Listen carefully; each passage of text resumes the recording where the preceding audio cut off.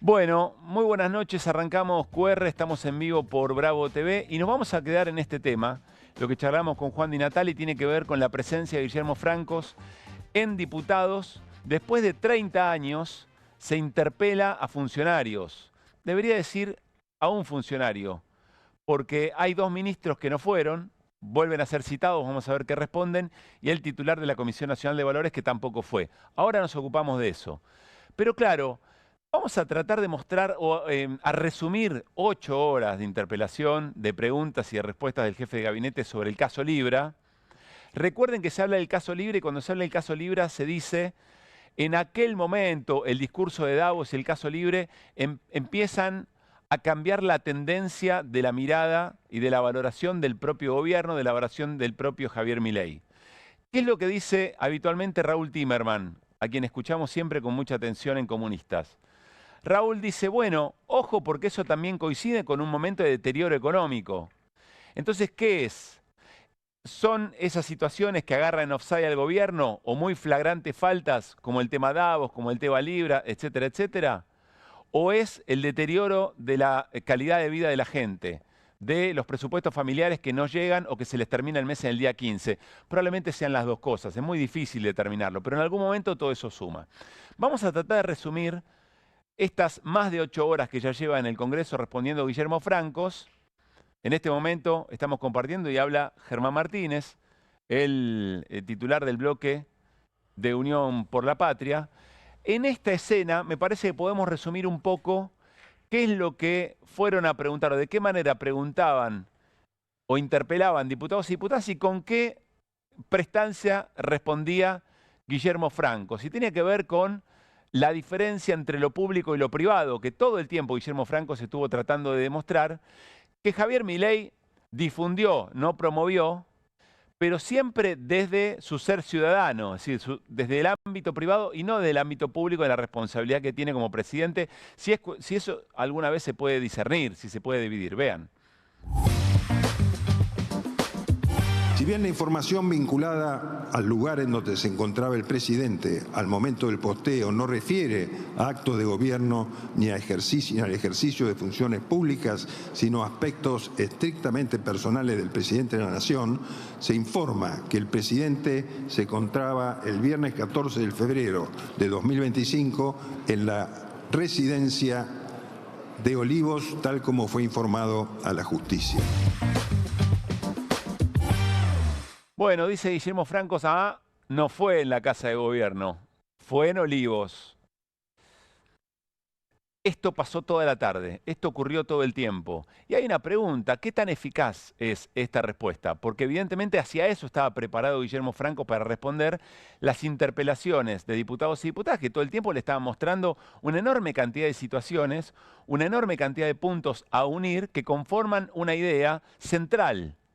Que la estafa Libra, confirmada como estafa, que tiene una denuncia en la Argentina y que tiene una denuncia en los Estados Unidos, es decir, hay personas que perdieron mucho dinero con este tema, si efectivamente se podría haber hecho esa estafa de la manera que se hizo sin la participación del presidente de la Nación. Si Milei no hacía esa publicación, ahora lo vamos a recordar, pero si no lo hacía, no era lo mismo, porque era necesaria una persona pública de una investidura importante, casi una cita de autoridad, que estuviera legitimando efectivamente eso. No es muy complejo y sin embargo ahí va Guillermo Francos, insisto, toda la tarde respondiendo un poco de esta manera. Pero quiero detenerme en algunos argumentos que quizá a ustedes les puedan parecer menores. A la política del oficialismo seguro le pueden parecer menores.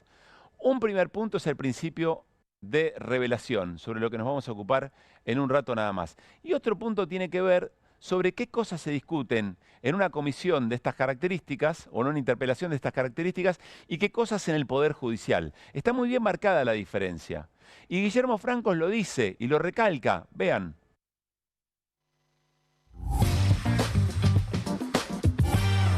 Usted se guía por información de prensa.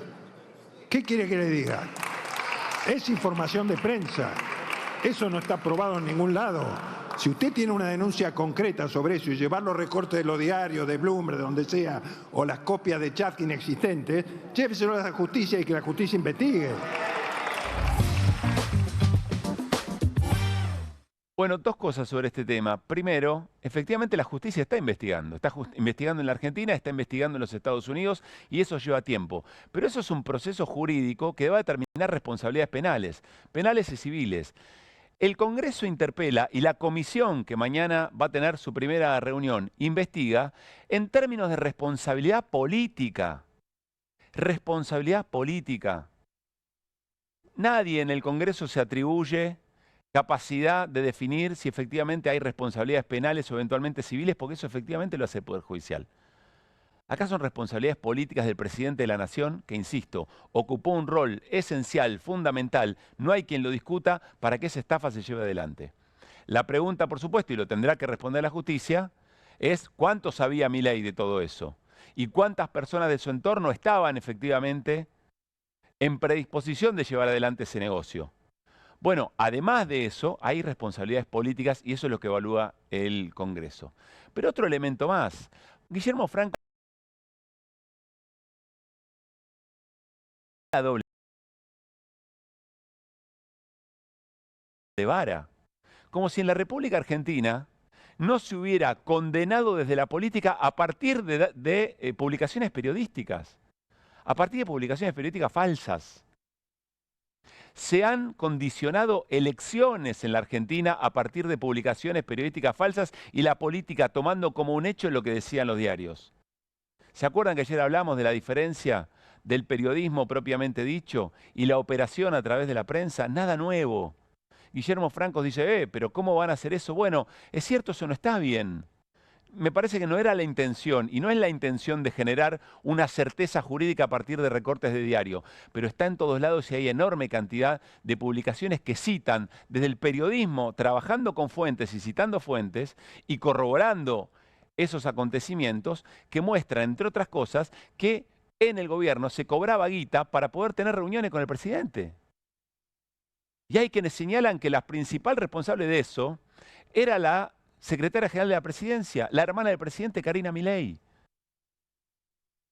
Este es un dato muy importante sobre el que, al que se le está preguntando al jefe de gabinete si tiene conocimiento, porque él está en la Casa Rosada, está en un lugar privilegiado para conocer ese tipo de cosas. No se lo está imputando en términos penales, tiene que responder políticamente sobre eso.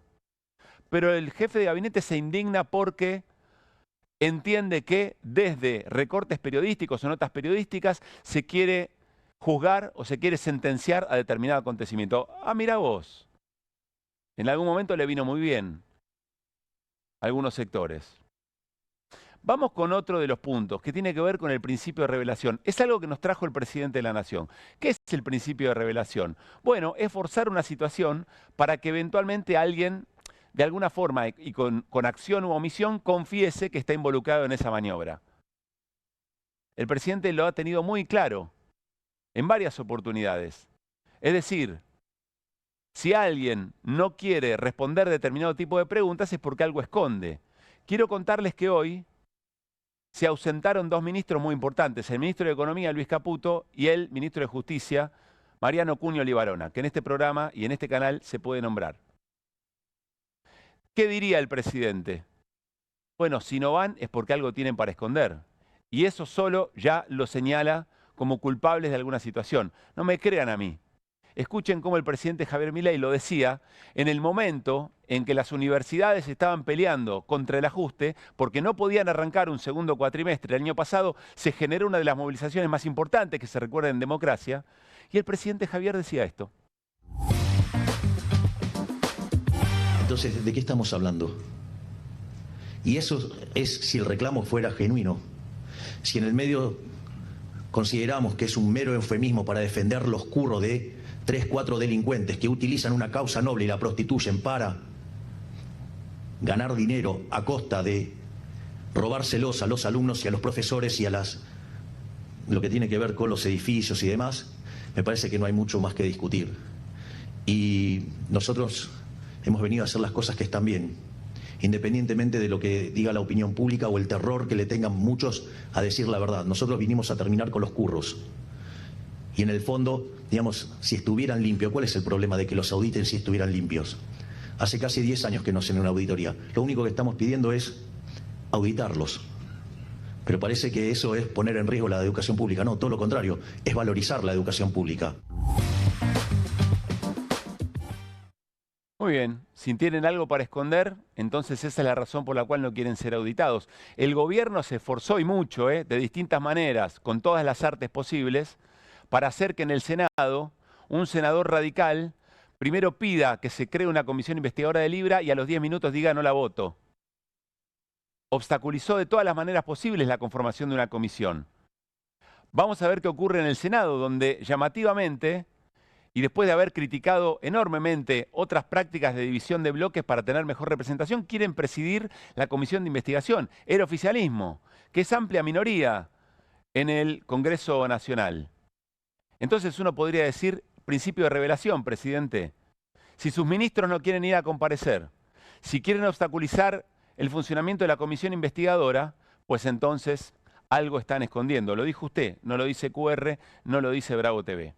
Pero hay otro elemento aún más interesante. Francos dice, ¿por qué ustedes quieren venir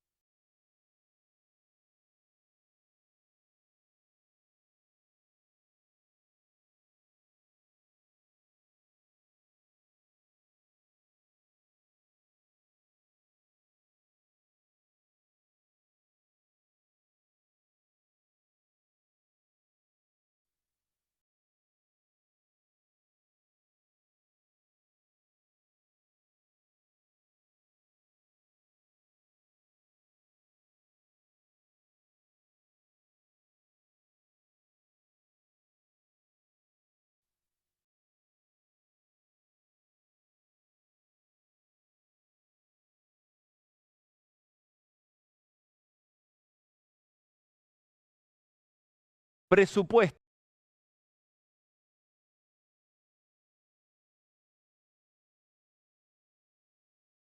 en áreas acusando de que había ahí hechos de corrupción, que había curros por todos lados?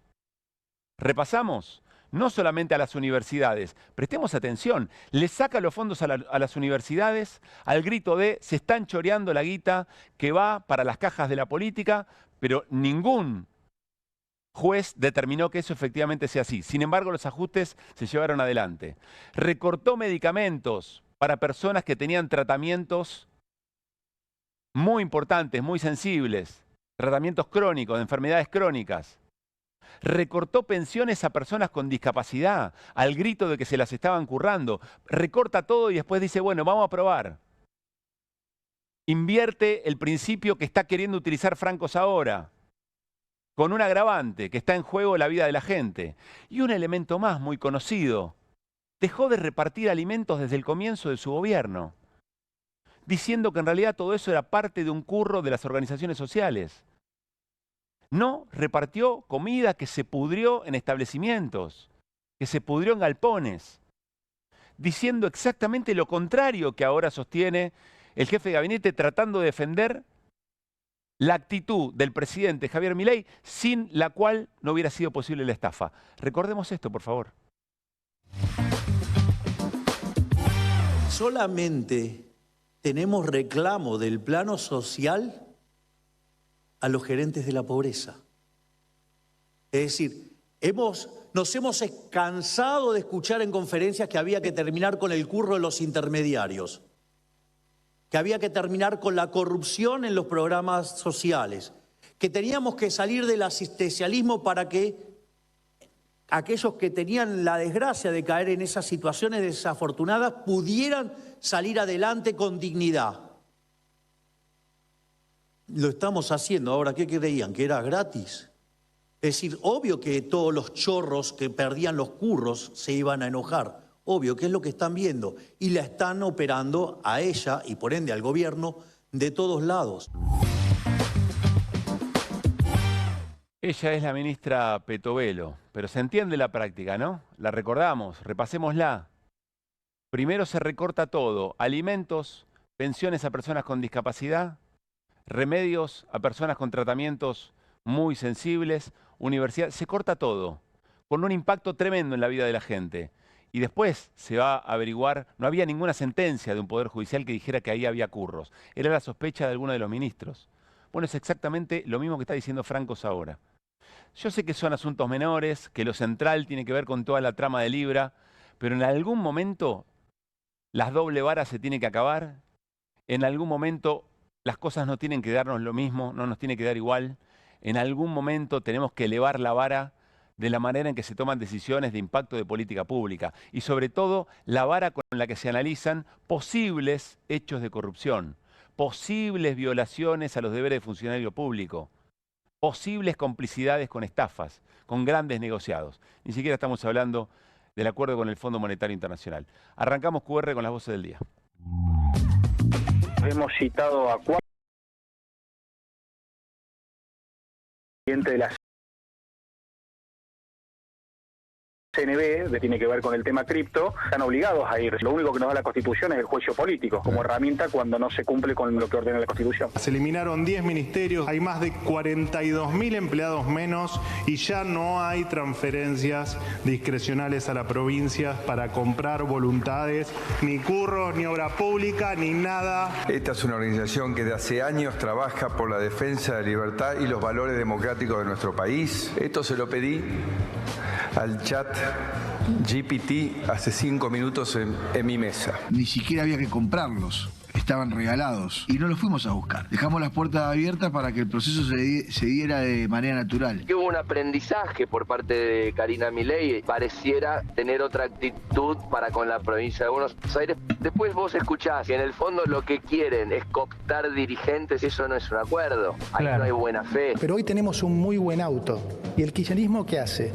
Y le tira nafta y le tira nafta, emite. El problema no es la nafta, el problema es que el auto no anda. Por el diseño de nuestra política estamos sacando nafta. La gran Toto Caputo, que sería tomar deuda y financiar con eso la fuga de capitales para sostener un dólar barato. Como ya no le da rédito la casta, Santiago Caputo baja línea de que ahora hay que arremeter contra los periodistas. Si esto lo hubiera hecho Cristina, chicos, era tapa de los diarios. Es la primera vez en la historia de Argentina que un país, en este caso Estados Unidos, hace tanta manifestación y presencia militar. Escuchamos al ministro Sturzenegger jactarse que con el recorte en el Estado se ahorraron el año pasado 1.350 millones de dólares. Ahora nadie explica a dónde va a parar esa plata, quién se beneficia. Sueño que estoy viviendo, esto es un orgasmo intelectual de fenomenal característica. Yo tomo 3 colectivos, 3 y 3 son 6 colectivos. Lo tengo que prohibir de un montón de cosas, pero bueno, 12 horas por día laburo todos los días. Y bueno, esa es la vida del pobre. Hay resúmenes, ¿no? Hay pequeñas voces de grandes personas que resumen muy bien el momento que se vive en la Argentina. Muy buenas noches, Hernán Lecher. ¿Qué tal, Martín Granowski? ¿Cómo andan? Buenas noches. ¿Qué tal? No me corresponde a mí responderlo. ¿Qué parte? Ya le he respondido, no es mi incumbencia. Pero yo todavía ni siquiera le formulé una pregunta. No estuve en la reunión. Es que usted seguía por cosas de prensa. En un ratito nos metemos en detalle con algunos momentos de la interpelación a Guillermo Franco y Hernán Lecher también. Con la interpretación a Guillermo Franco por el caso Libra. Les decíamos Supermartes porque también se está desarrollando el debate por las elecciones legislativas en la ciudad de Buenos Aires. Un debate, creo que podemos compartir alguna imagen, un debate muy complejo. Esto fue hace un ratito, estaba exponiendo Ramiro Marra. 17 candidatos y candidatas, muy poco tiempo. Bueno, son debates que vaya uno a saber si se prepara más para la chicana que para la definición concreta de los problemas en la ciudad de Buenos Aires. Ahora vamos a hablar también sobre esto. Ocurrió algo, no sé si lo vieron Martín y Hernán, en la previa del debate porteño. Allí fue Santiago Caputo, es el monotributista más importante de la Argentina. Yo diría... Del mundo. Del mundo. Hay que ver si hay algún monotributista o esas características en otros países impositivas que tengan tanta injerencia como Santiago Caputo, según el propio presidente Javier Milei, el segundo hombre en importancia en el gobierno. Guillermo Francos dijo, no, pará, el jefe de gabinete soy yo, veremos cómo se resuelve eso. Quién llega a la final, eventualmente. Es parte del triángulo de hierro.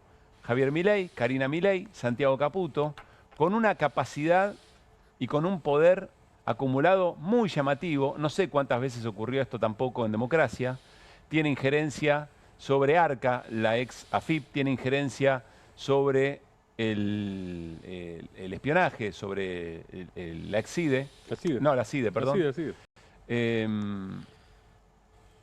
Sobre el Ministerio de Justicia. Ahí está entrando Santiago Caputo, que fue como asesor de Adorni, que es candidato en la Ciudad de Buenos Aires por la Libertad de Avanza. Vean el modo en que ingresa, esa postura característica de Santiago Caputo, mascando chicle con la boca abierta, muy soberbio. Pero vean lo que ocurre a continuación. Ese fotógrafo se llama Antonio Becerra, es fotógrafo del Tiempo Argentino. Santiago Caputo se incomoda por esa foto. Y miren lo que hace. Le toma la credencial, saca su teléfono, mientras el colega Becerra tomaba una foto, atrás también hay otros colegas, y le saca una foto a su credencial. Insisto, una de las personas con más poder en este momento en la Argentina, con injerencia directa sobre el organismo de inteligencia, sobre la CIDE y muchas otras cosas más. ¿Podemos ver de vuelta la secuencia? Sobre todo el momento en que Santiago Caputo observa, se molesta porque un fotógrafo le toma una fotografía, está haciendo su trabajo, le observa la credencial, todo amenazante, todo intimidatorio. Saca su teléfono y le toma una foto a la credencial. Absolutamente intimidante. Hay una pregunta para hacerse. ¿Qué va a hacer Santiago Caputo con los datos del colega del Tiempo Argentino? Insisto, se llama Antonio Becerra, sacó esta fotografía. Aquí la podemos compartir.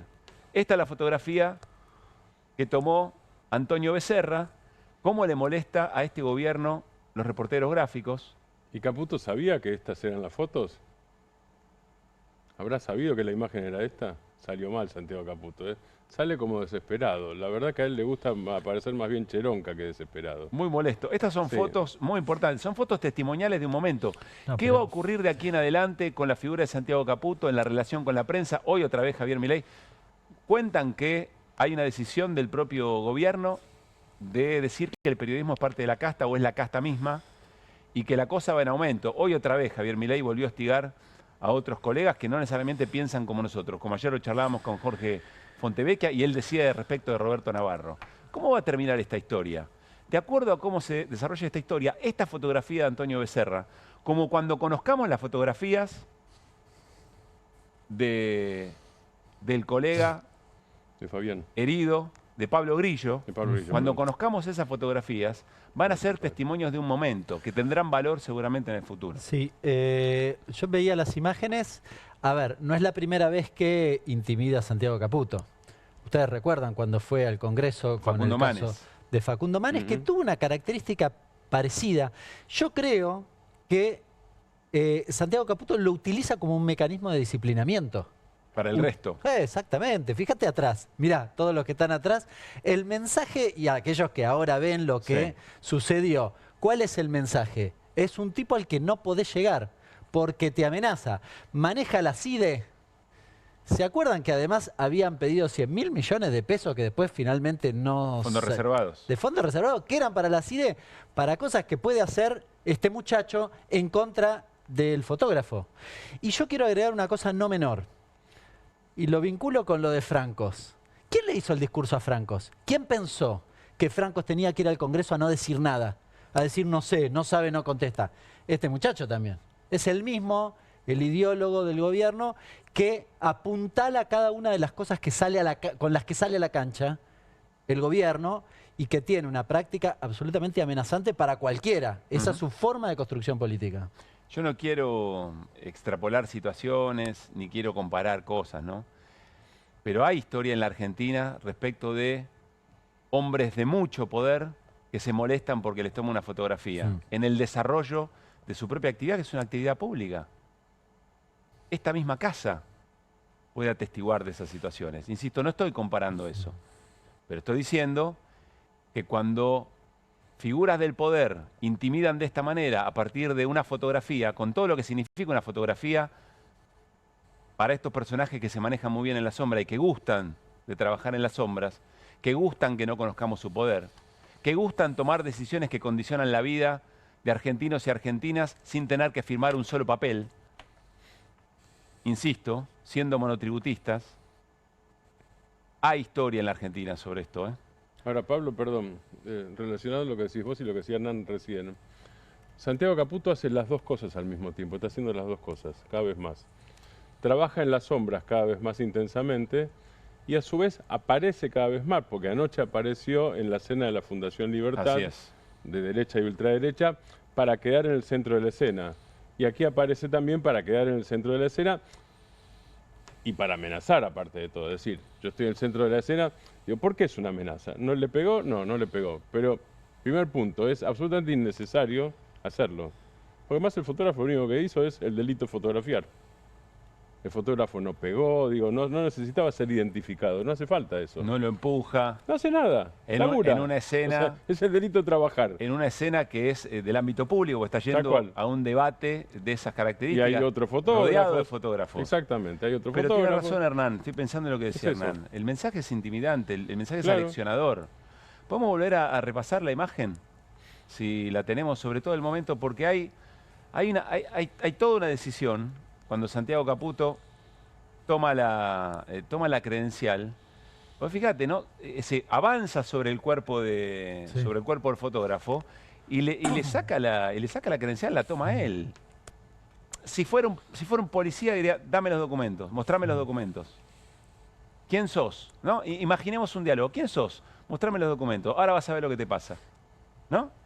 Yo no sé, inclusive lo planteo acá sin respuesta, porque no soy abogado. Lo planteo acá sin ninguna respuesta, pero con una sospecha. Eso es invasión de intimidad, me parece. Vos no podés hacer eso. Un funcionario menos. Francamente desconozco. No, yo también lo desconozco, pero la verdad no podés hacer eso. Al fotógrafo la semana que viene le pasa algo. Y Santiago Caputo va a decir, bueno, nada. Yo nunca va a decir nada en realidad. Sí, claro. Ni siquiera va a decir nada. Digo, porque pasó lo de Navarro hace unos días, Digo, después de que lo había marcado. Claro. Este tipo de cuestiones, ¿qué significan? ¿Qué a esta altura del partido, los trolls libertarios no estarán cuestionando a este fotógrafo? Digo, ¿cómo funciona? Sí, claro. ¿No? Olvídate en las redes sociales las cosas que va a ocurrir con Antonio Becerra. Siguiente pregunta. ¿Qué lectura tiene que hacer la ministra Patricia Bullrich o los jefes de operativos la próxima vez que haya una movilización y otra vez aparezcan los fotoperiodistas? Después de que Santiago Caputo, el segundo hombre más importante del gobierno, toma esta decisión e interpela de esta manera. Bueno, ¿a qué habilita esta acción de Santiago Caputo, así de intimidante, así de patotero? Y yo insisto, para mí un diálogo posible es, ¿qué estás haciendo? Sacando una foto, porque esto es un evento público y vos sos un hombre muy importante, entonces estoy fotografiándote. Sos un hombre público, además. No quiero hacerlo. Sos de interés... A ver, esto no es invasión de intimidad. Vos, Santiago Caputo, sos de interés público, porque es el tema... Lo que hace Santiago Caputo, salvo que sea vida privada, es interés público.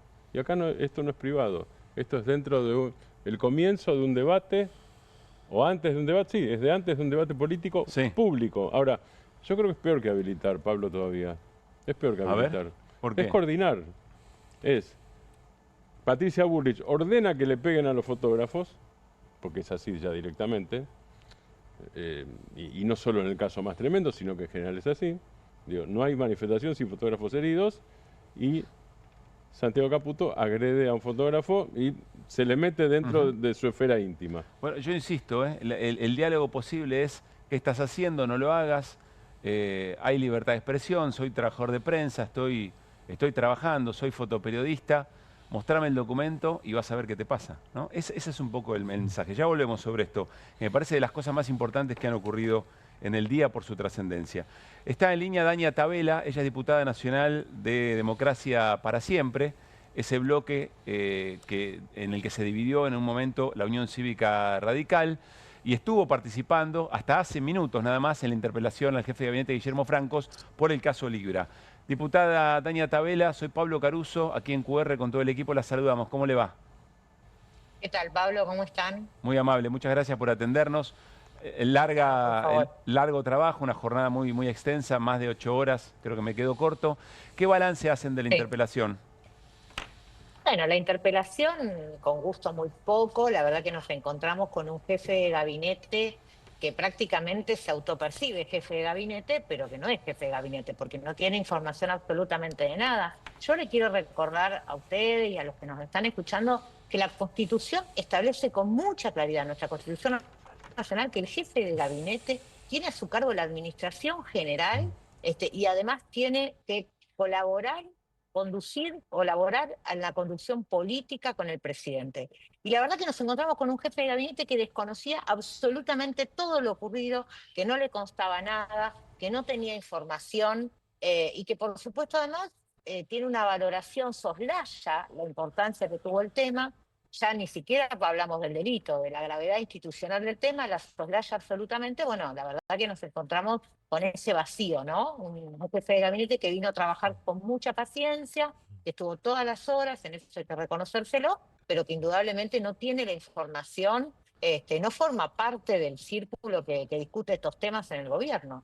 Es decir, a ver si entiendo, más allá de las implicancias del propio caso, lo que hoy se observó, o la pregunta que queda después de la intervención de la interpelación a Guillermo Francos es, pues entonces, ¿a qué se dedica? Sí, o pues entonces a qué se dedica o para qué lo tienen, digamos, porque la verdad es que no participó absolutamente de nada. Olvídate del caso, digamos, comparto incluso con él que si hay o no delito lo decide la justicia. Ahora, lo que digo es no tener respuestas a nada, no haber tomado una medida con los funcionarios que supuestamente analizaron la legalidad y legitimidad del proyecto, si es que lo hicieron, desconocer cómo les llegó este proyecto al presidente. Digo, algo que no se lo hubiéramos perdonado a ningún jefe de gabinete bajo ninguna circunstancia desde que existe la figura hasta acá. Hoy realmente esa fue la expresión que nos dejó la presencia de Guillermo Francos en el recinto. Dania, ¿qué tal? Hernán Lecher, ¿cómo estás? ¿Qué tal? ¿Cómo estás? Comparto lo que estabas diciendo. Yo vi sobre todo la primera parte de lo de Francos. No había respuesta absolutamente para nada. Era prácticamente en un punto insignificante que estuviera presente allí. No sé si es posible, y te pregunto si es posible y si pueden avanzar en convocar nuevamente a Caputo, que no fue hoy, y tal vez a Karina Milei, para tal vez subsanar, no sé si la palabra es la correcta, pero lo que no sucedió hoy, digo, no hubo ninguna respuesta. ¿Alguien que venga a dar respuesta, se va a avanzar en ese sentido?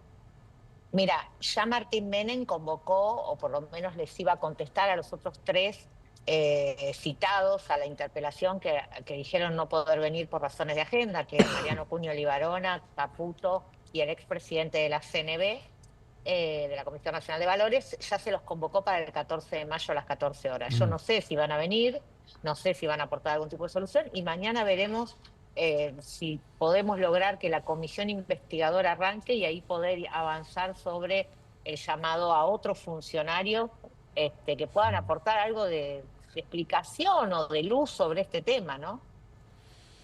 Dania, una pregunta, perdón. Algo mencionabas respecto de las responsabilidades que tiene, por supuesto, el Poder Judicial sobre un caso de estas características. Ayúdanos a diferenciar cuál es el objetivo de una interpelación de estas características o mismo del funcionamiento de una comisión investigadora diferente de lo que tiene que hacer el Poder Judicial en las dos causas, ¿no? Hay una causa en la Argentina y otra en Estados Unidos por el tema Libra.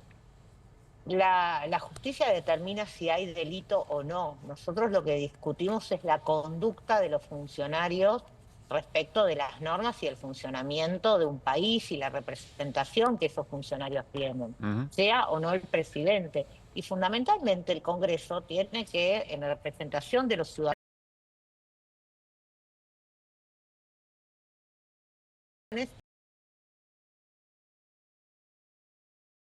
y aclarar y deslindar responsabilidades, deslindar situaciones de negociaciones incompatibles con la función pública, de quebrantar las normas de la institucionalidad. Cuando nosotros hablamos de cuidar la figura presidencial, a mí no me importa quién es el presidente.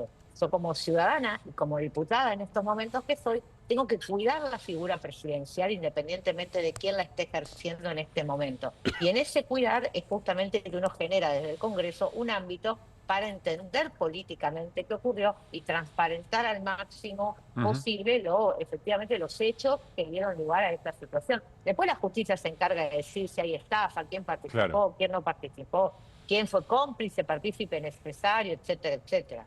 Solo para que la audiencia lo comprenda, ¿qué pregunta debería haber podido responder Guillermo Franco y dijo que no sabía o que no podía responderlo?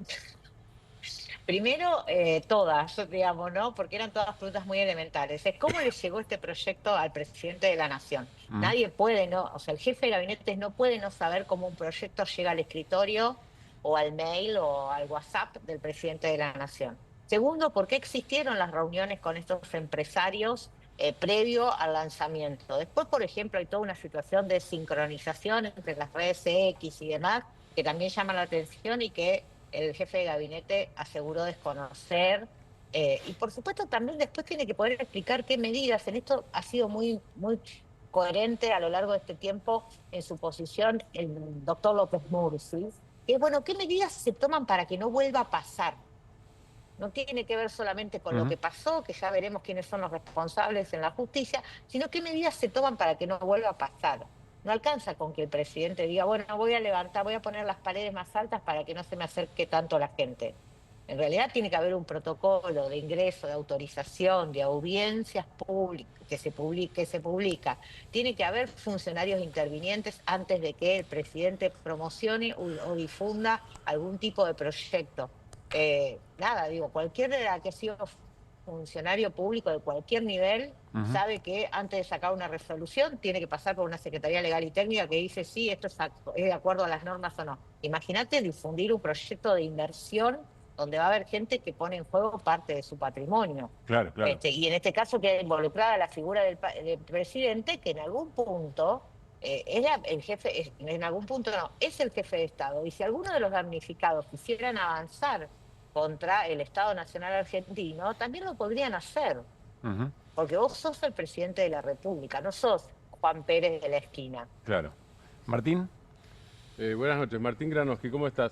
A mí me tal, parece... Franco fue una especie de gran negador durante varias horas. Esa es la primera cosa. Eso, conclusión mía, ni siquiera tenés que hacerte cargo de lo que estoy diciendo. Pero hay un punto donde me parece que sí le correspondía, como vos decías recién en otro sentido, sí le correspondía, o es natural que participe, desde el punto de vista de la acción de gobierno. Porque si hay proyectos de financiar pymes o empresas medianas, que esa es, hasta ahora es una coartada, porque no hay plan. Si hay proyecto, eso pasa también por el jefe de gabinete, que además es por otra parte, ministro del Interior, es decir, es biministro, es coordinador de ministros y además ministro del Interior. Es decir que... Absolutamente. Si hay eso, tendría que haber pasado por jefatura de gabinete, sí o sí. O por lo menos si no pasó en una primera instancia, porque este gobierno tiene un modo sui generis de llevar adelante la administración, que está mal, pero suponete que no pasó, te podrías haber interiorizado en prácticamente 2 meses o 2 meses y medio de ocurrido el hecho. Claro. Esa es parte de la responsabilidad. Yo, en la interpelación, cuando me tocó intervenir, justamente direccioné la pregunta a la responsabilidad del jefe de gabinete. No me quiero quedar solo con la discusión de la responsabilidad del presidente. Quiero discutir justamente también la responsabilidad del jefe de gabinete y de los funcionarios que debieron haber intervenido y no lo hicieron por el motivo que fuese. Tania, la última. En un momento Francos, con bastante acentuado en el argumento, dijo, bueno, pero esto no fue en Casa de Gobierno, esto fue en Olivos, queriendo diferenciar la acción pública de la acción privada. ¿Esto tiene lugar? Sí. ¿Es un argumento sólido? Mira, la quinta presidencial se llama la quinta presidencial. No forma parte de la vida privada de nadie, sino que es la quinta donde vive el presidente de la República. Insisto, Juan Pérez de la esquina no podría vivir en la Quinta de Olivos. O sea, desde donde ocurrió es irrelevante. Efectivamente lo hizo el presidente de la República y lo que yo planteo, vuelvo a lo mismo. ¿Cuál fue el circuito administrativo, legal y técnico que tuvo ese proyecto para que el presidente se sintiera habilitado a poder difundirlo en sus redes sociales? Bien, ahora sí la última, perdón, nunca tenemos que decir que es la última, porque siempre aparece algo. Siempre aparece algo más. Si avanzan las investigaciones y se descubre que Guillermo Francos las cosas que aquí dijo, en realidad o las conocía y no las quiso decir, o dijo una cosa por otra. Creo que una diputada del bloque Unión por la Patria la mencionó. ¿Podría ser señalado por encubrimiento? Bueno, eso lo determina la justicia. Yo ahí es donde me corro y digo, no, primero no soy abogada, segundo, esto lo determina la justicia. Bien. Sí, hay incumplimiento en sus deberes de funcionario público y procederán las acciones judiciales y legislativas que puedan proceder en ese caso. Diputada, muchas gracias por este rato. No, muchísimas gracias a ustedes, que tengan una buena noche. Bien. Vamos a escuchar a Guillermo Francos en el comienzo, muy enojado, porque hubo una discusión previa respecto de qué se hacía con el ministro Cuño Libarona, que se puede mencionar en este canal, y con el ministro de Economía Luis Caputo, que no fueron, estaban citados para la interpelación y no fueron. Entonces había una discusión sobre qué se hacía. Incluso hasta se barajó la posibilidad de suspender toda la interpelación a Guillermo Francos. Miren lo que decía Guillermo Francos cuando finalmente se sienta y empieza a declarar. Muchos años en la actividad pública y en la actividad privada. Nunca en mi vida he hecho esperar a nadie 2 horas para una reunión.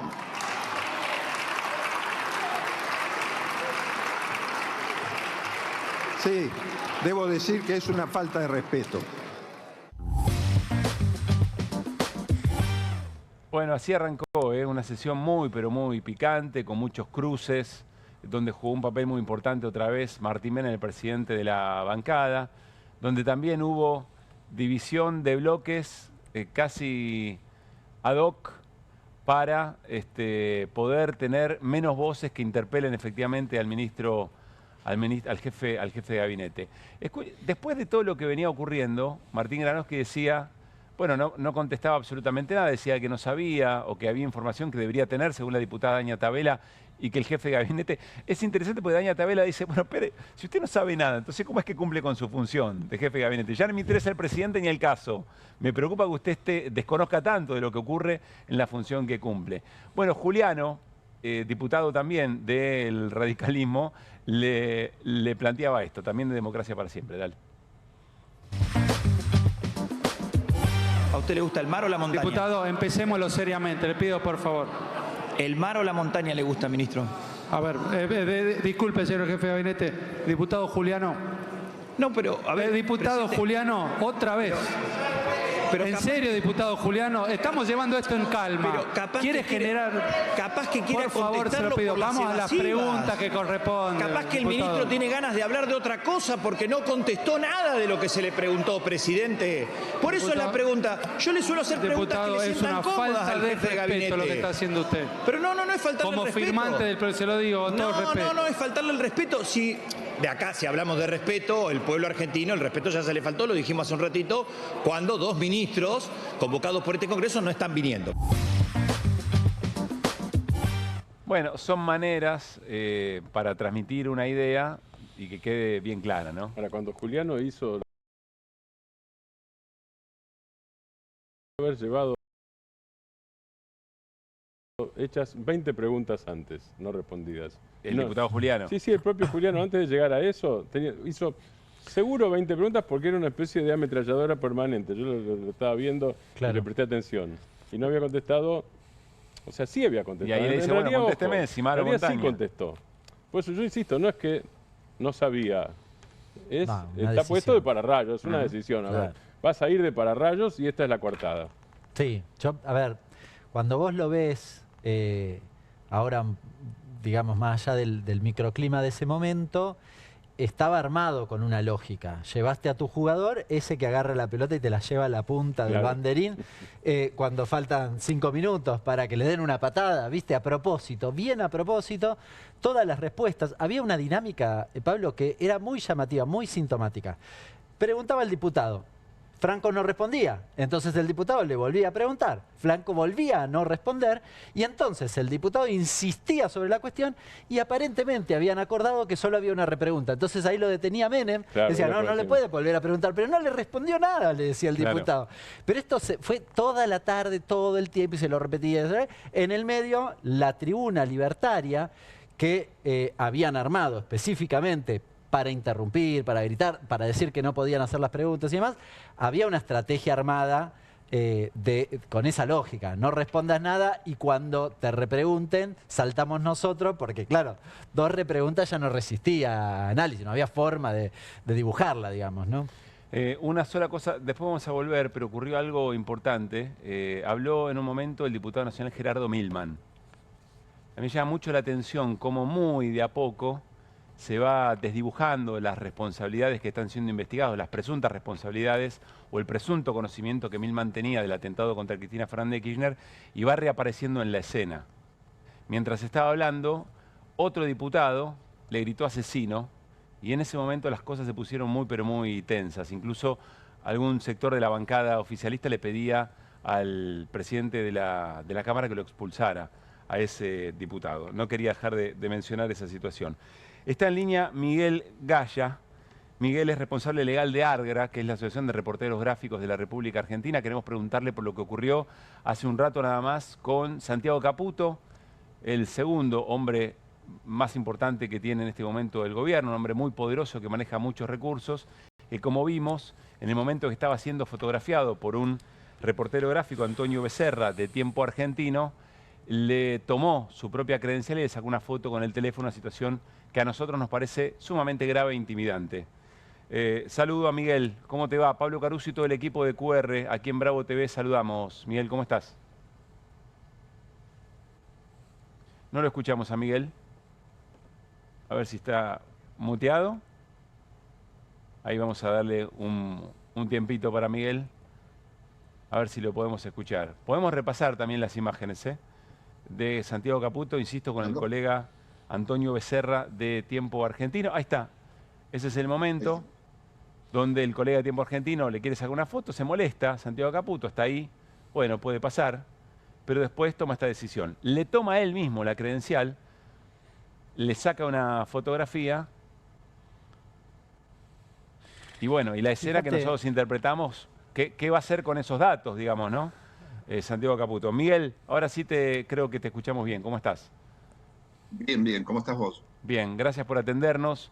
A ver, ¿qué evaluación estás haciendo con la responsabilidad que tenés, por supuesto, desde ARGRA, de esta escena que acabamos de compartir?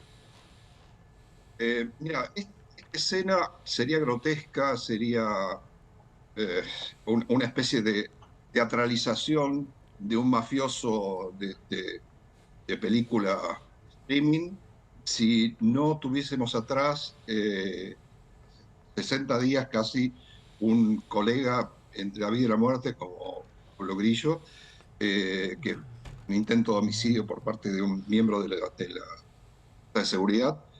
Por lo tanto, estas cosas las tenemos que tomar en serio, y muy en serio. Esto no es una patoteada entre chicos que están jugando a ver quién es el que la tiene más larga, para decirlo con claridad, sino que es quien ejerce el mayor poder sin título ni responsabilidad alguna en el gobierno. Entonces, lo tenemos que tomar con muchísima seriedad. Miguel, ¿por qué? Sí. Explica, aunque sea una obviedad, explícanos por qué hay que tomarlo con mucha seriedad. ¿Qué puede sugerir o qué puede habilitar esto que acabamos de ver? Esto lo que acaba es, a ver, cuando yo hablo de teatralización mafiosa, estoy diciendo que él hace gestos que hemos visto todos en las películas. O sea, toma la fotografía de la credencial que tiene el reportero gráfico. ¿Qué significa esto? Te conozco, sé quién sos, puedo ir por vos. Este es el mensaje que en otro contexto movería risa, pero no mueve ninguna risa, porque la experiencia de Pablo, la experiencia de todas las semanas de los reporteros gráficos que van a cubrir protestas sociales y se están jugando la vida. Entonces, estamos en un contexto que hace que tengamos que tomar en serio estas cosas que son, viniendo de un gobierno, es un mamarracho. Ningún representante del gobierno puede hacer una cosa así sin consecuencia. Porque hay una dignidad en el cargo que ocupa, por más que este señor no ocupe ningún cargo. Debería tener cierto respeto hacia los propios ciudadanos. Y esto lo que acaba de hacer es una patoteada de cancha. Miguel, desde Argra, no sé si ya quizás es muy pronto, pero ¿piensan responder de alguna manera? A ver, nosotros vamos mejor dicho, ya está en marcha un comunicado repudiando los hechos estos. No se cometió un hito más que es un acto amedrentador, podría ser una amenaza, pero bueno, el Poder Judicial que nosotros tenemos también, que todavía no ha llamado a indagatoria al gendarme que atentó contra la vida de Pablo Grillo, hace que nosotros no confiemos en la respuesta que podamos obtener de él. Hace, digo, días y días y días, semanas, en las cuales la familia no ha tenido ningún tipo de respuesta de parte de la justicia. Cuando esté identificado el gendarme. Entonces, con este caso, ¿qué podemos esperar de que un juez toma alguna disposición? ¿Qué va a decir? Pero sí, lo que sí reclamamos es que se tome nota de la importancia que tiene, el peso que tiene como una amenaza velada, y no es una amenaza que va contra el reportero gráfico que de alguna manera hoy personifica a todos los reporteros gráficos. Amenaza no solo también contra la libertad de prensa, es una amenaza contra las libertades de todos nosotros. Porque significa que una persona que no tiene cargo alguno, no tiene responsabilidad alguna, puede amedrentar a cualquiera en cualquier situación, sin consecuencia. Miguel, te pregunta Martín Granovsky. ¿Cómo estás? Martín. Buenas noches. Bien. Buenas noches. En realidad no tiene cargo formal, pero sí tiene cargo, porque el propio presidente dijo que es parte del Triángulo de Hierro, y junto con él y con su hermana Karina, secretaria general, es una de las 3 personas más importantes de la Argentina. Más allá de que vos esperes... Esto es más grave. Por eso digo, más allá de que vos esperes o no, o de que cada uno de nosotros crea o no, que si la justicia va a hacer algo, vos mismo dijiste que es amenaza. Si es amenaza, más allá de que nosotros lo hayamos tomado, y por eso te estamos llamando en este momento, por otra parte, más allá de que nosotros y otros más ojalá lo tomen, ¿no debería ser denunciado como amenaza? Insisto, en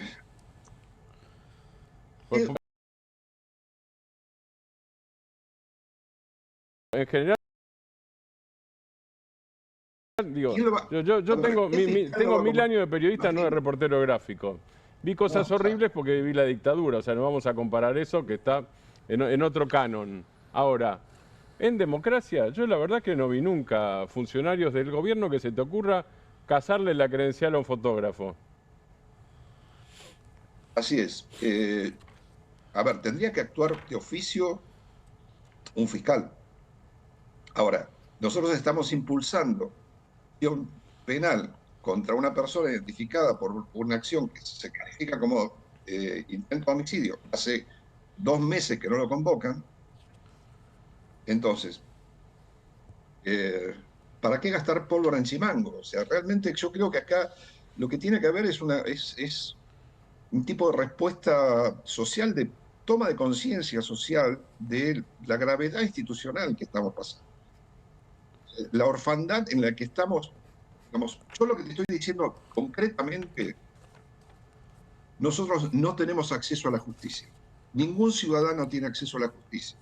Porque si el asesor presidencial puede amenazar públicamente a un reportero gráfico, significa, y que todos nosotros la estamos tomando en serio, y la estamos tomando en serio porque hace 45 años atentaron contra la vida de uno de ellos. Claro. Esto significa que ninguno de nosotros velan la seguridad por nuestra seguridad. Miguel, te agradecemos mucho la respuesta en esta noche. Un gran abrazo. Que siga bien.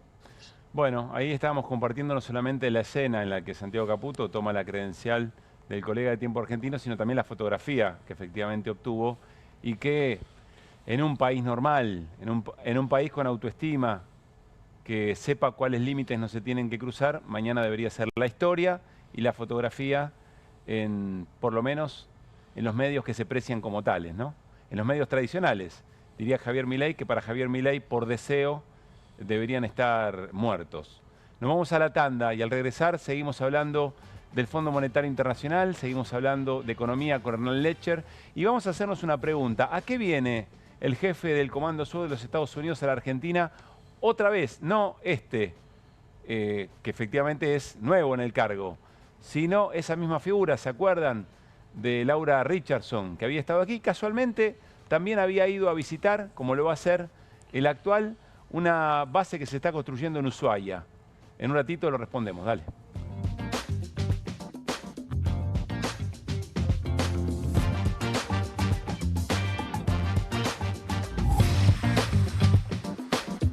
Todo el tiempo hay ideas. Hay ideas simples y no tanto.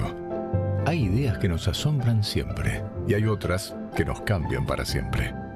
Hay ideas grandes y hay grandes ideas. Hay muchas ideas. Lo importante es que funcionen. Como Banco Credicop, el banco cooperativo ideado para que los sueños de los argentinos se hagan realidad. Hay otra idea de banco y funciona.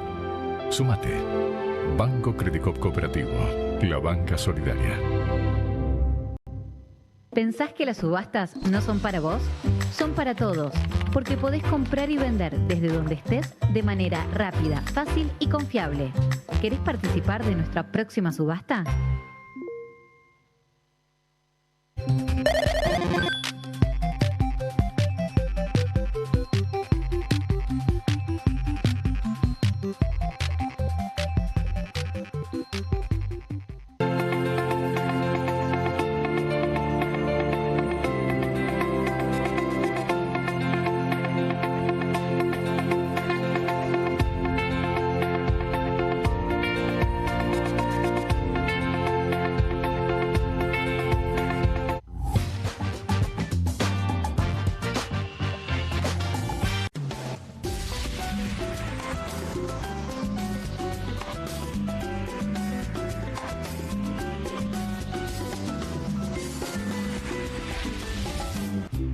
Las casas usan diferentes perfumes. Eligen oler a café en la mañana, a veces a ropa recién lavada y otras a madera.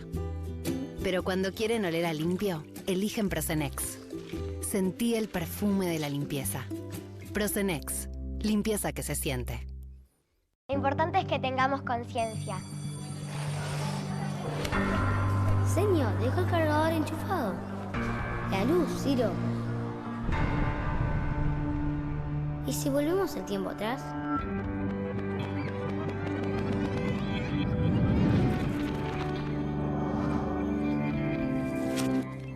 Sí. Pequeños cambios hacen una gran diferencia. Cuida la energía. Sumate al consumo eficiente. Sumate al cuidado del planeta. Edenor. Tiene las nuevas Mogul Jelly Beans. Ah, vos querés las nuevas Mogul. Jelly Beans. Sí, las... Jelly Beans. Esas. Me las das. Obviously. Nuevas Mogul Jelly Beans. Pedilas como quieras, pero probalas. 1, 2.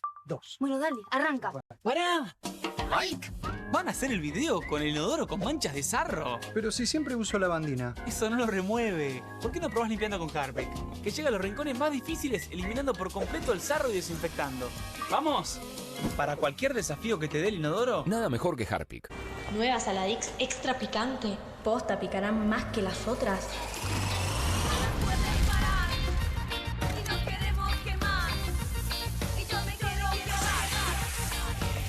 Porque tus ganas de picante son imposibles de apagar. Nueva Saladix extra picante. ¿El dolor de garganta arruinó tu día? Confía en Strepsils para darlo vuelta. Su doble efecto actúa de manera local, aliviando el dolor y la inflamación en tan solo 2 minutos. Y con un efecto duradero de hasta por 4 horas. Decile chau al dolor de garganta con Strepsils. Qué bien me caen los que viven como si nadie los estuviese mirando. La que no se queda en el fueguito. ¿Ves como si nadie te estuviese mirando? Confía en tu frescura. Topline. Seguí la línea de tu frescura. Con movimientos circulares. Tu rutina de skincare te debe traer muchos seguidores, pero este baño te los quita. Pero si yo ya limpié mi inodoro con Harpic. Sí, pero te falta el resto de las superficies. Necesitas el Harpic Baños. El rojo, que saca manchas difíciles, desinfecta y deja impecable tu baño. Para cualquier desafío que te dé el baño, nada mejor que Harpic. Bienvenido a todo Latinoamérica. Caras TV llegó a DirecTV, el canal de las celebridades. Entretenimiento exclusivo las 24 horas del día. Más Caras, con la conducción de Héctor Maugeri. Red Carpet, Caras News, Caras Realeza, Caras Fashion, Caras TV. Llegó a DirecTV. Contenidos exclusivos para toda Latinoamérica. Estudia en la Facultad de Comunicación y en la mayor redacción de América. USBA, Universidad del Sur de Buenos Aires. La Universidad del Grupo Perfil. Licenciatura en Comunicación Periodística. Licenciatura en Comunicación Institucional. Títulos con reconocimiento oficial y validez nacional. Inscribite a las reuniones informativas en universidad@perfil.com. Aprende comunicación dentro de un medio de comunicación. USBA, Universidad del Sur de Buenos Aires. Editorial Planeta presenta Fontevecchia vs. Milei, el nuevo libro de Jorge Fontevecchia. Bitácora del surgimiento de un presidente extremo. Un análisis imprescindible para entender un gobierno impredecible. Fontevecchia vs. Milei. Disponible en ebook y librerías.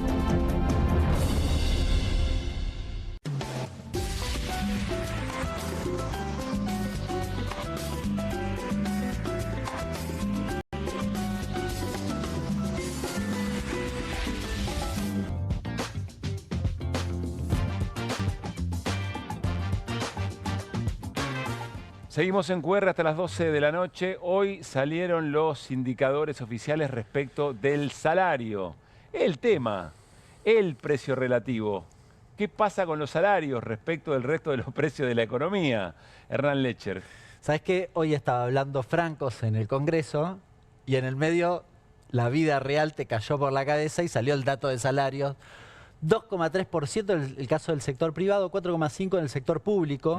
Básicamente el sector privado perdió contra la inflación, estamos hablando de los datos de febrero, perdió un poquito contra la inflación, y el del sector público le ganó por poquitito. Cuando haces el promedio estás 5 puntos abajo de noviembre. En realidad, en el sector privado, si querés vemos la placa, de hecho, en el sector privado, fíjate, sector privado, esto te estoy diciendo con la inflación.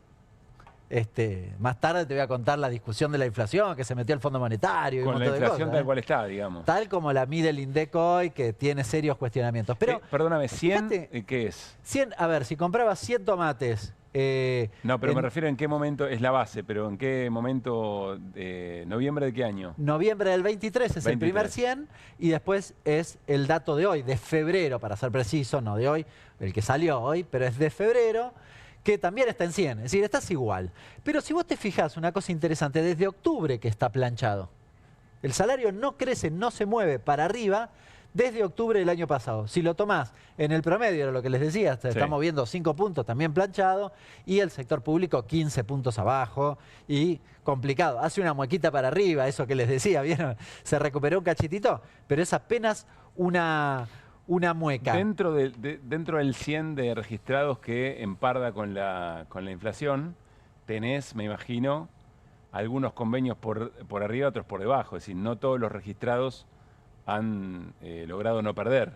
Claro, ese es el promedio, básicamente, así que tenés buena parte de los asalariados registrados que pierde. Hay dos cosas. Una es, hay una parte que pierde y probablemente una parte que gana un poquitito. Bien. La otra cosa importante es, insisto, los datos de febrero. ¿Por qué insisto en esto? Porque en marzo perdieron, pero no salió. En marzo perdieron y en abril perdieron. No salió, igual te lo certifico. Perdieron los 3 salarios, el público, el privado y el no registrado. Perdieron porque la inflación fue 3,7 y probablemente en el mes de abril esté en el orden de 3 a 3,5, pero los salarios están negociados ya para abril del orden del 1%. Sí. Te hice 2 por 1 hoy, así que te traje esta segunda placa, que ¿qué es? Es lo mismo, pero midiendo con la inflación tal como se debería haber medido si es que hubieses aplicado la encuesta de hogares 17 y 18. Es decir, con más peso de los servicios. Exactamente, y fíjate que ahí el escenario es muchísimo peor. Te queda 5 puntos abajo el registrado. Y el registrado privado, me corrijo. Y el registrado promedio, que antes te daba menos 5, ahora te da casi menos 13.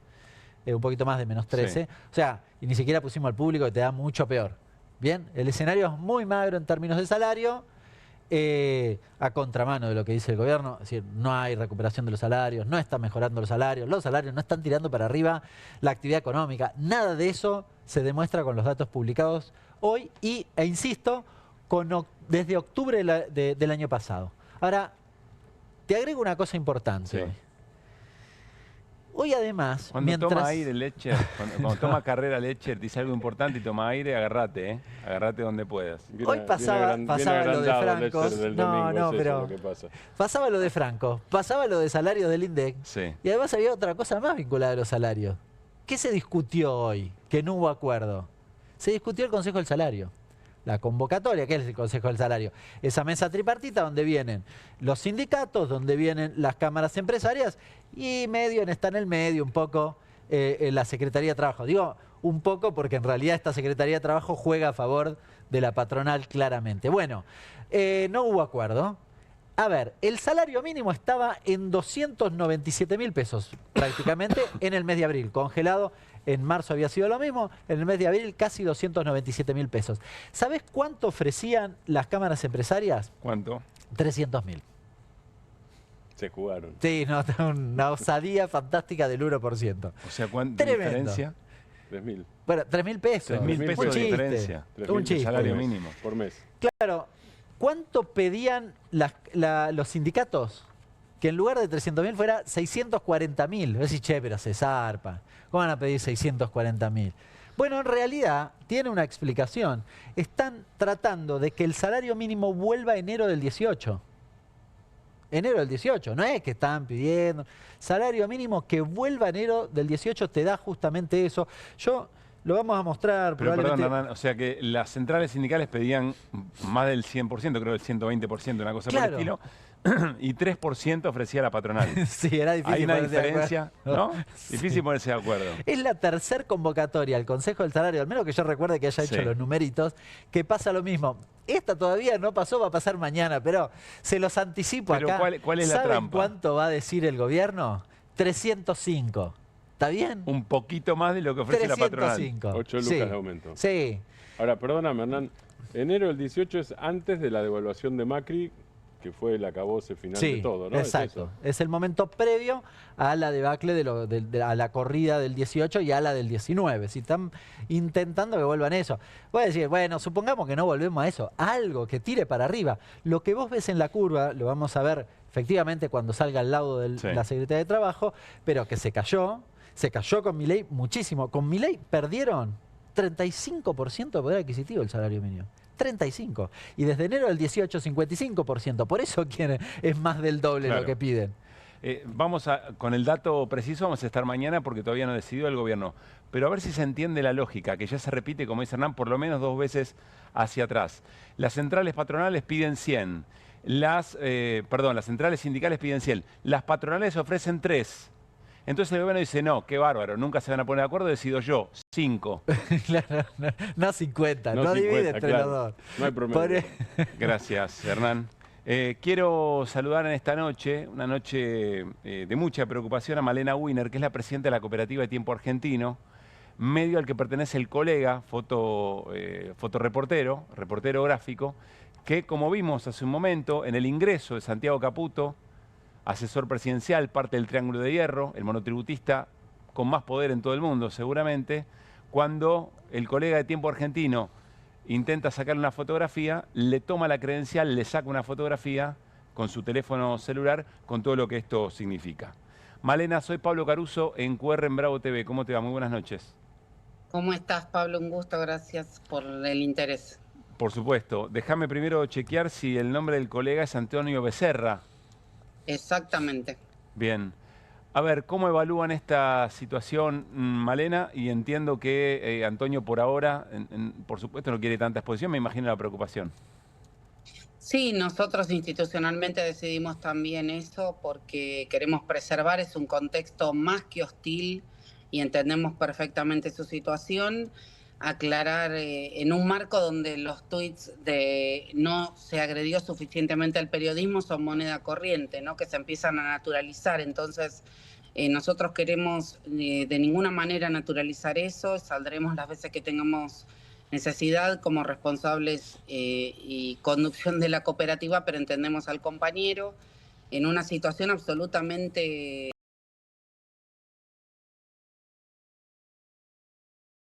un evento público, ¿no? ¿Cuál es el mensaje que ustedes interpretan desde la Cooperativa Tiempo Argentino de lo que pasó con Antonio? Bueno, sinceramente para alguien que está sindicado como quien coordina la CIDE desde el monotributista de hierro, como indicaste, es preocupante porque realmente la escena de sacar la foto a una credencial que por otro lado está legalizado, alguien que entra con responsabilidad de un medio, acreditado a un área que era pública, no hay ninguna intención, nadie lo increpó, era simplemente tomar esa instancia de paso de un funcionario, con las comillas respecto al funcionario. Ahora, Malena, hay algo que señalábamos recién fuera del aire, repasamos una y otra vez la escena. Te quiero confesar que la vimos por primera vez, nos pareció grave, y a medida que fuimos conversando aquí en el piso y volviendo a ver la imagen, cada vez nos parece más grave la situación.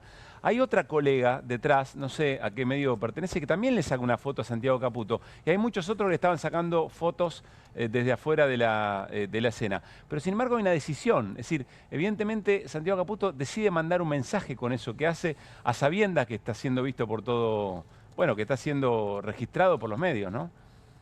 Sí, además porque él se supone que dijo no me saquen más. Y uno, digo, remarcar una vez más que solo es hacer un trabajo, ¿no? No es más que cubrir un evento como ese, como han sucedido en otros casos. Digo, Pablo Grillo también solamente fue a tomar, hacer su trabajo, que era también tomar imágenes de algo que estaba sucediendo. Entonces, realmente remarcar que no se puede naturalizar es un mega mensaje. Mientras alguien ejerce su profesión, tomar una credencial, tomar fotos y guardar ese teléfono como para más tarde revisar algo. No hay otra forma de interpretación. Creo que semióticamente es un nivel tan directo que, bueno, queda un poco más que aclarar. Hernán. Malena, ¿cómo estás? Hernán Lecher, buenas noches. ¿Cómo estás? Buenas noches. Te pregunto, quizás a vos, a alguien del diario, ¿sabés si ha habido algún llamado, algún tipo de publicación por parte de algún funcionario del gobierno, o pienso en los aliados del gobierno, alguno del PRO de repente, cuestionando esta actitud de Santiago Caputo? Por ahora no, por lo menos conmigo estamos tratando de sinceramente canalizar todo desde el Consejo de la Cooperativa, yo como presidenta, y la verdad que por ahora no. ¿Cómo está Antonio? Y por lo que hayas podido hablar con él, ¿qué reflexión tuvo sobre la escena?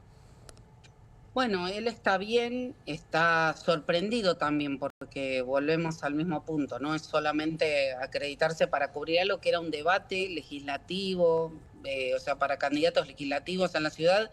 Él está bien, pero bueno, vuelvo con un marco de preservación que nosotros respetamos como compañeros y que creemos que es fundamental, aunque tampoco por eso dejar de remarcar estos actos que por acumulación no dejan de ser graves en cada uno en su contexto, ¿no? Tenemos la agresión historia. a Roberto Navarro también. Claro. No, iba a decir, además de estos dos casos que también los mencionamos, tenemos historia en la Argentina respecto de hombres poderosos que quieren evitar una fotografía, ¿no? Sí, lo sabremos. La verdad que sí.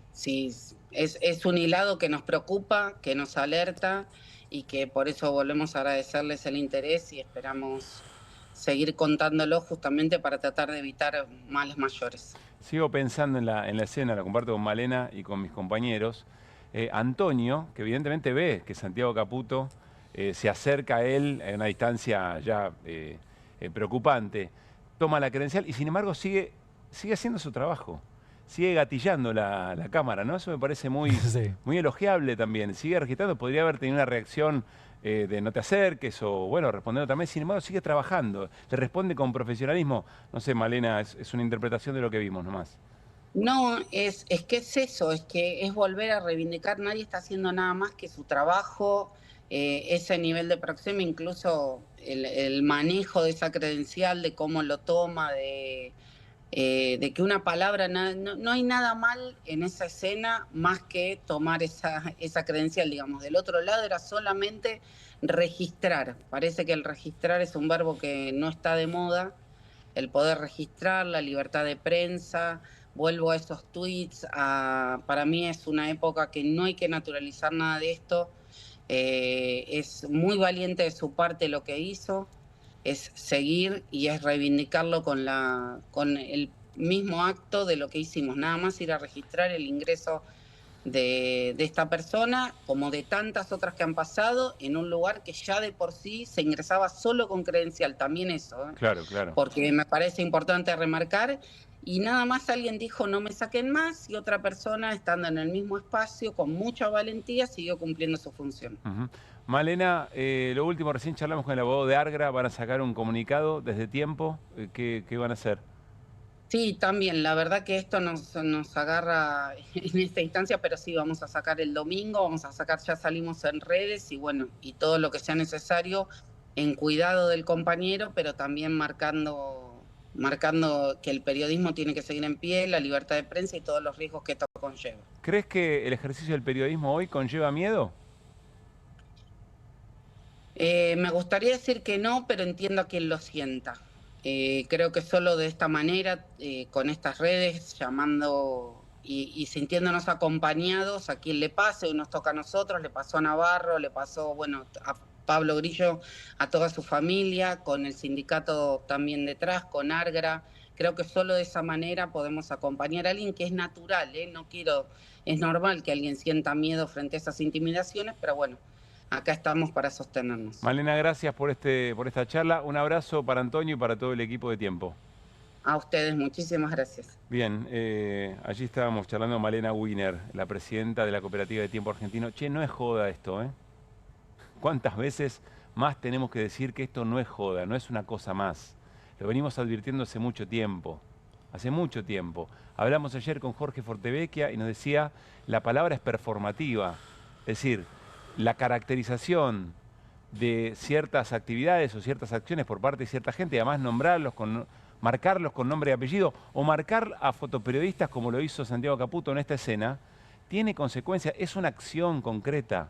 Son acciones concretas que tienen consecuencias, que habilitan a acciones de alguien que pasa por ahí. Después decimos, no, bueno, es un loquito que tomó una decisión.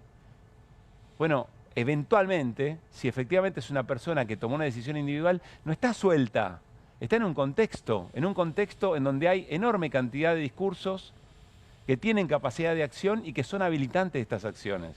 Pablo, perdón, además hay otra cosa. Performativo es acción, ¿no es cierto? Si hay algo que por definición es acción, es el Poder Ejecutivo. El Legislativo puede no serlo, puede discutir y no tomar decisiones. Si hay algo que se basa en la acción y en las decisiones, es el Poder Ejecutivo. O sea que más es redundantemente performativo, si querés, redundantemente performativo. Hay acción en el discurso es para la acción y la acción es para el discurso y se retroalimentan. Gracias, Martín. Bueno, seguimos, por supuesto, con el tema. Comando Sur. Está en la Argentina el jefe del Comando Sur. Primero, Martín Granowski, ¿qué es el Comando Sur? ¿Por qué debería esto llamarnos la atención? ¿Por qué tiene que ser parte de la agenda de QR? No voy a contestar esa pregunta, ya fue respondida. No responde nada. Se metió el espíritu de Guillermo Franco, Martín Granowski. Estuve viéndolo demasiado y me contagié algunas cosas. ¿Montaña o mar? El presidente de la Cámara de Diputados es el que tiene que resolverlo. Él lo resuelve. El señor por el que vos preguntás se llama Alvin Halsey. Sí. Y es almirante norteamericano, almirante de Armada norteamericana. Es relativamente joven, ahí está, ¿no? Ese es el hombre, ¿no? Sí, ahí está. Sí, en general son relativamente jóvenes. Los generales en todo el mundo hoy tienen 50 y pico de años, no pasan de eso. Sí. Es raro que pasen de eso. En general en la Argentina también. ¿Qué es el Comando Ahí Sur? lo tenés. El Comando Sur es, dentro de las Fuerzas Armadas de Estados Unidos, es la parte que se encarga de lo que ellos llaman hemisferio occidental. El hemisferio occidental es América Latina, porque el hemisferio occidental no abarca a los propios Estados Unidos. El hemisferio occidental es una vieja denominación que usa también el Departamento de Estado, que es sobre América Latina. Alguno dirá, claro, es más fino que llamarlo patio trasero, como se llamó en algunos momentos por parte de algunos presidentes. Entonces, por eso es Comando Sur, es al sur de Estados Unidos. Esto tiene base en Florida. De nuevo Florida. Florida es Marco Rubio, Florida es Comando Sur, Florida es el próximo embajador norteamericano en la Argentina. Lamelas. Florida es el lugar de residencia, no de residencia oficial, pero sí de residencia alternativa en Mar-a-Lago de Donald Trump. Digamos, Florida es clave para América Latina. Ahora, si uno se pone a leer entre los principios del Comando Sur, esto es público, esto no es secreto lo que voy a decir, público, se puede acceder como hice yo por la web. Entonces, si uno se pone a leer, dicen, ¿cuáles son las amenazas? Y hay algunas que son imaginables. China. Entonces es coordinar con otros países qué se hace frente a las amenazas. China, Rusia, Irán. Digo, primero aparecen países y después aparecen temas. El terrorismo internacional, el narcotráfico. Y entonces uno empieza a hilar un poquito más fino. Y tiene que ver con lo que ustedes trataron en el programa de ayer, que yo vi desde mi casa, que es el hecho de que este gobierno, y ahí lo tenemos a Petri, el ministro de Defensa, a Luis Petri en imagen, el ministro de Defensa de la Argentina, el gobierno está cometiendo una ilegalidad directamente, no solo corriendo la cancha, cometiendo una ilegalidad porque está violando al mismo tiempo, ustedes lo trataron ayer, la Ley de Defensa Nacional y la Ley de Seguridad Interior, al mismo tiempo. Las Fuerzas Armadas en la Argentina, igual que en Estados Unidos, en pocos países pasa eso. En Estados Unidos pasa y en la Argentina también, y pasa por historia. En los dos países quisieron dividir el área de incumbencia de cada uno. En Estados Unidos las Fuerzas Armadas no se meten en represión interior de ningún tipo, y en la Argentina tampoco, porque esto viene de un balance democrático, básicamente peronista radical o radical peronista, de acuerdo a las épocas, de lo que se vio en la dictadura, no viene del aire, no viene solamente ¿Pero por qué de vinculas doctrinas esto, jurídicas. la injerencia en seguridad interior de las Fuerzas Armadas con la visita Porque del jefe si del vos Comando ves Sur? algunas de las supuestas amenazas, de lo que son amenazas para el Comando Sur, en realidad no son hipótesis de conflictos militares para la Argentina, porque no son amenazas militares, son problemas de seguridad interior. Entonces, Estados Unidos vende fuera de los Estados Unidos lo que no compra sanamente dentro de los Estados Unidos.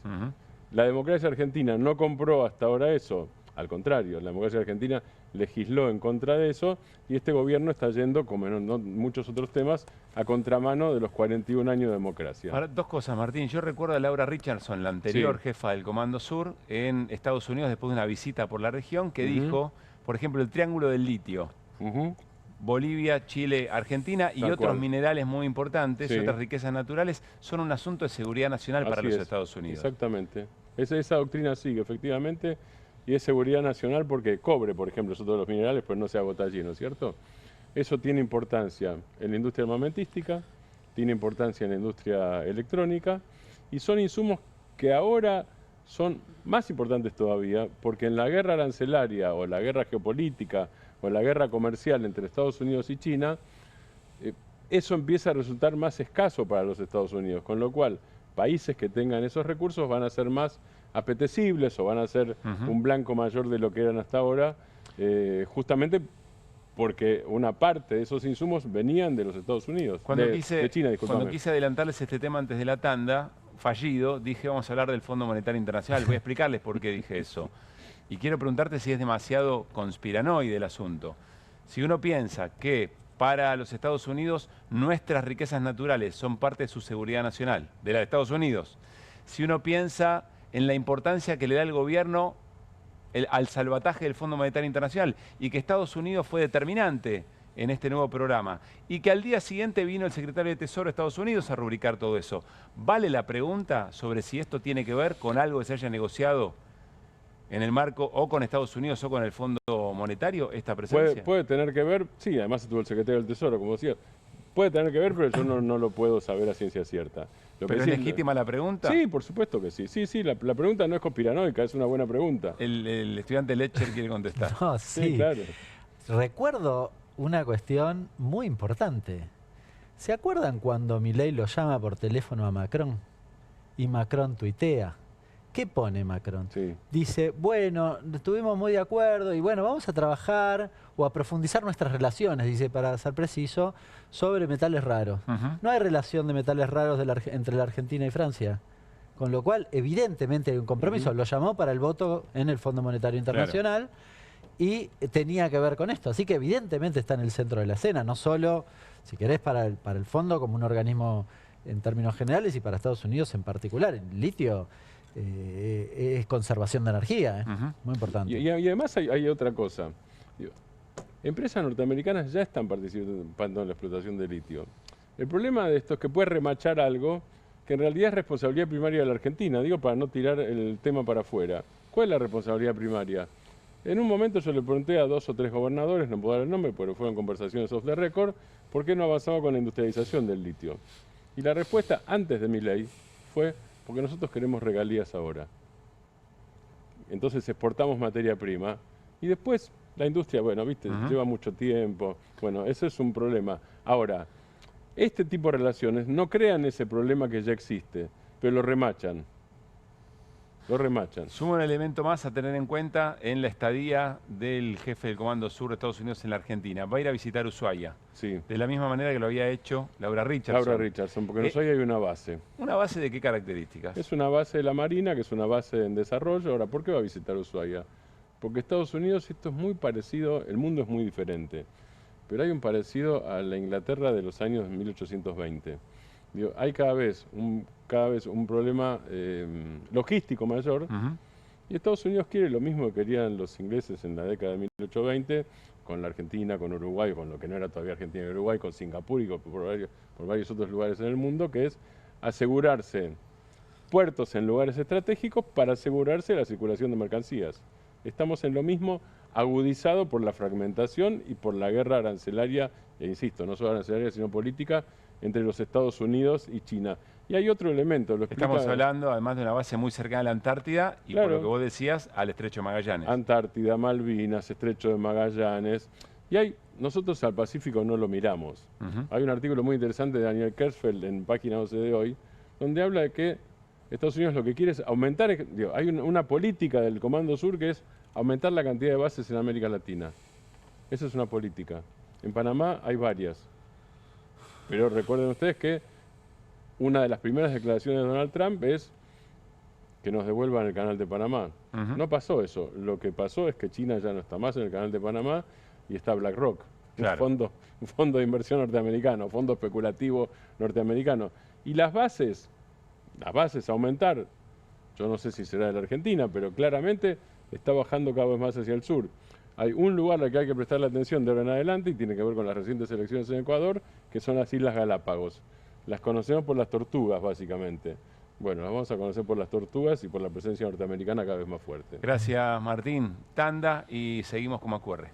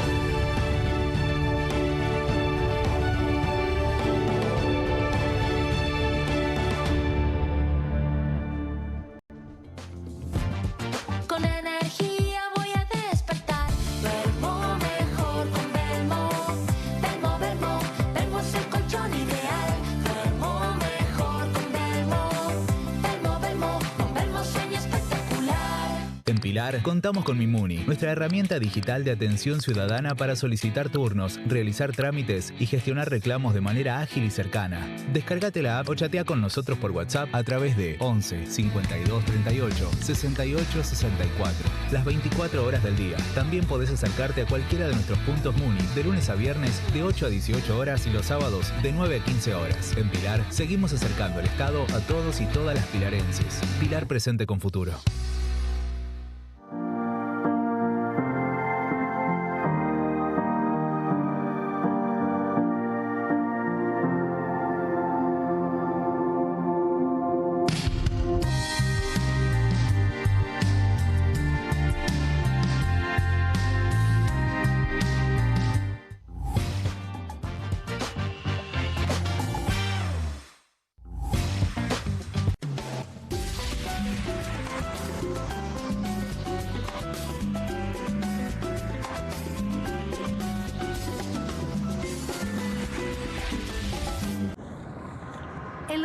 garganta arruinó tu día? Confía en Strepsils para darlo vuelta. Su doble efecto actúa de manera local, aliviando el dolor y la inflamación en tan solo 2 minutos. Y con un efecto duradero de hasta por 4 horas. Decile chau al dolor de garganta con Strepsils. Juan, tu entrega es notable. Manejás en los tiempos difíciles. Llegás a tiempo a todas. El equipo necesita un conductor, Juan. Esto es 1 a 1, Pablo. Hay que convocarlos a todos. Pensá en macro. Con movimientos circulares. Tu rutina de skincare te debe traer muchos seguidores, pero este baño te los quita. Pero si yo ya limpié mi inodoro con Harpic. Sí, pero te falta el resto de las superficies. Necesitas el Harpic Baños. El rojo, que saca manchas difíciles, desinfecta y deja impecable tu baño. Para cualquier desafío que te dé el baño. Nada mejor que Harpic. Pero si nadie está mirando la tele, ma. Tommy, desenchufalo. Buenas. Pero pa, es de día. No hace falta prender el aire. ¿Y si volvemos el tiempo atrás?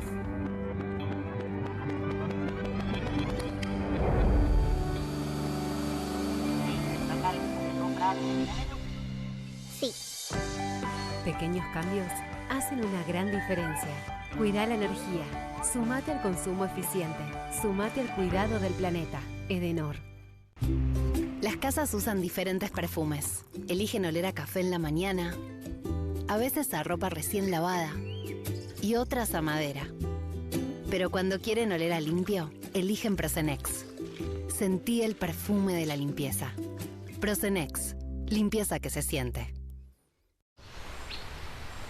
Buenas. Buenas. ¿Tiene las nuevas Mogul Jelly Beans? ¿La qué? Las Billie Jeans. Crujientes por fuera, blanditas por dentro. 5 sabores. Ah, vos querés las nuevas Mogul. Jelly Beans. Sí, las... Jelly Beans. ¿Jelly Beans? Jelly Beans. Jelly Beans. Esas. ¿Me las das? Obviously. Pedilas como quieras, pero probar. Nuevas Mogul Jelly Beans. Pedilas como quieras, pero probalas. Llegaron las nuevas galletitas Kofler. Rellenas con el sabor único de Bonobón y el más delicioso chocolate Kofler. Tentate con lo último en galletitas. ¿El dolor de garganta arruinó tu día? Confía en Strepsils para darlo vuelta. Su doble efecto actúa de manera local, aliviando el dolor y la inflamación en tan solo 2 minutos. Y con un efecto duradero de hasta por 4 horas. Decile chau al dolor de garganta con Strepsils. Qué bien me caen los que viven como si nadie los estuviese mirando. La que no se queda en el fueguito. Es como si nadie te estuviese... Más Caras, con la conducción de Héctor Maugeri. Red Carpet, Caras News, Caras Realeza, Caras Fashion, Caras TV. Llegó a DirecTV. Contenidos exclusivos para toda Latinoamérica. Estudia en la Facultad de Comunicación y en la mayor redacción de América. USBA, Universidad del Sur de Buenos Aires. La Universidad del Grupo Perfil. Licenciatura en Comunicación Periodística. Licenciatura en Comunicación Institucional. Títulos con reconocimiento oficial y validez nacional. Inscribite a las reuniones informativas en universidad@perfil.com. Aprende comunicación dentro de un medio de comunicación. USBA, Universidad del Sur de Buenos Aires. Editorial Planeta presenta Fontevecchia vs. Milei, el nuevo libro de Jorge Fontevecchia. Bitácora del surgimiento de un presidente extremo. Un análisis imprescindible para entender un gobierno impredecible. Fontevecchia vs. Milei. Disponible en ebook y librerías.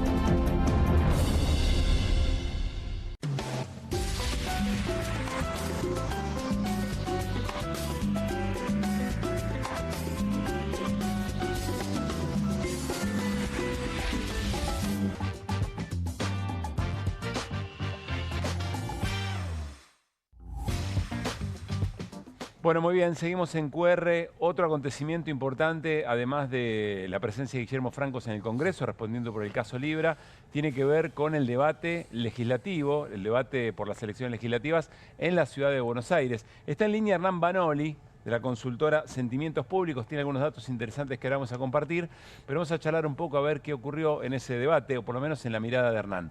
Hernán, soy Pablo Caruso, en QR, todo el equipo te saluda, ¿cómo estás? Hola Pablo, ¿cómo andás? Gracias por este rato, Hernán. ¿Qué pudiste ver? Si nos tuvieras que contar a nosotros que estuvimos en este rato, ¿qué conclusiones sacas del debate porteño? Muy particular, con 17 candidatos y candidatas.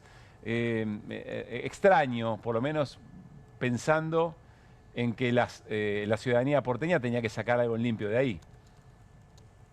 Bueno, mira, lo primero que te puedo decir es que fue un debate bastante largo porque como bien decís vos, son 17 personas las que tuvieron que hablar.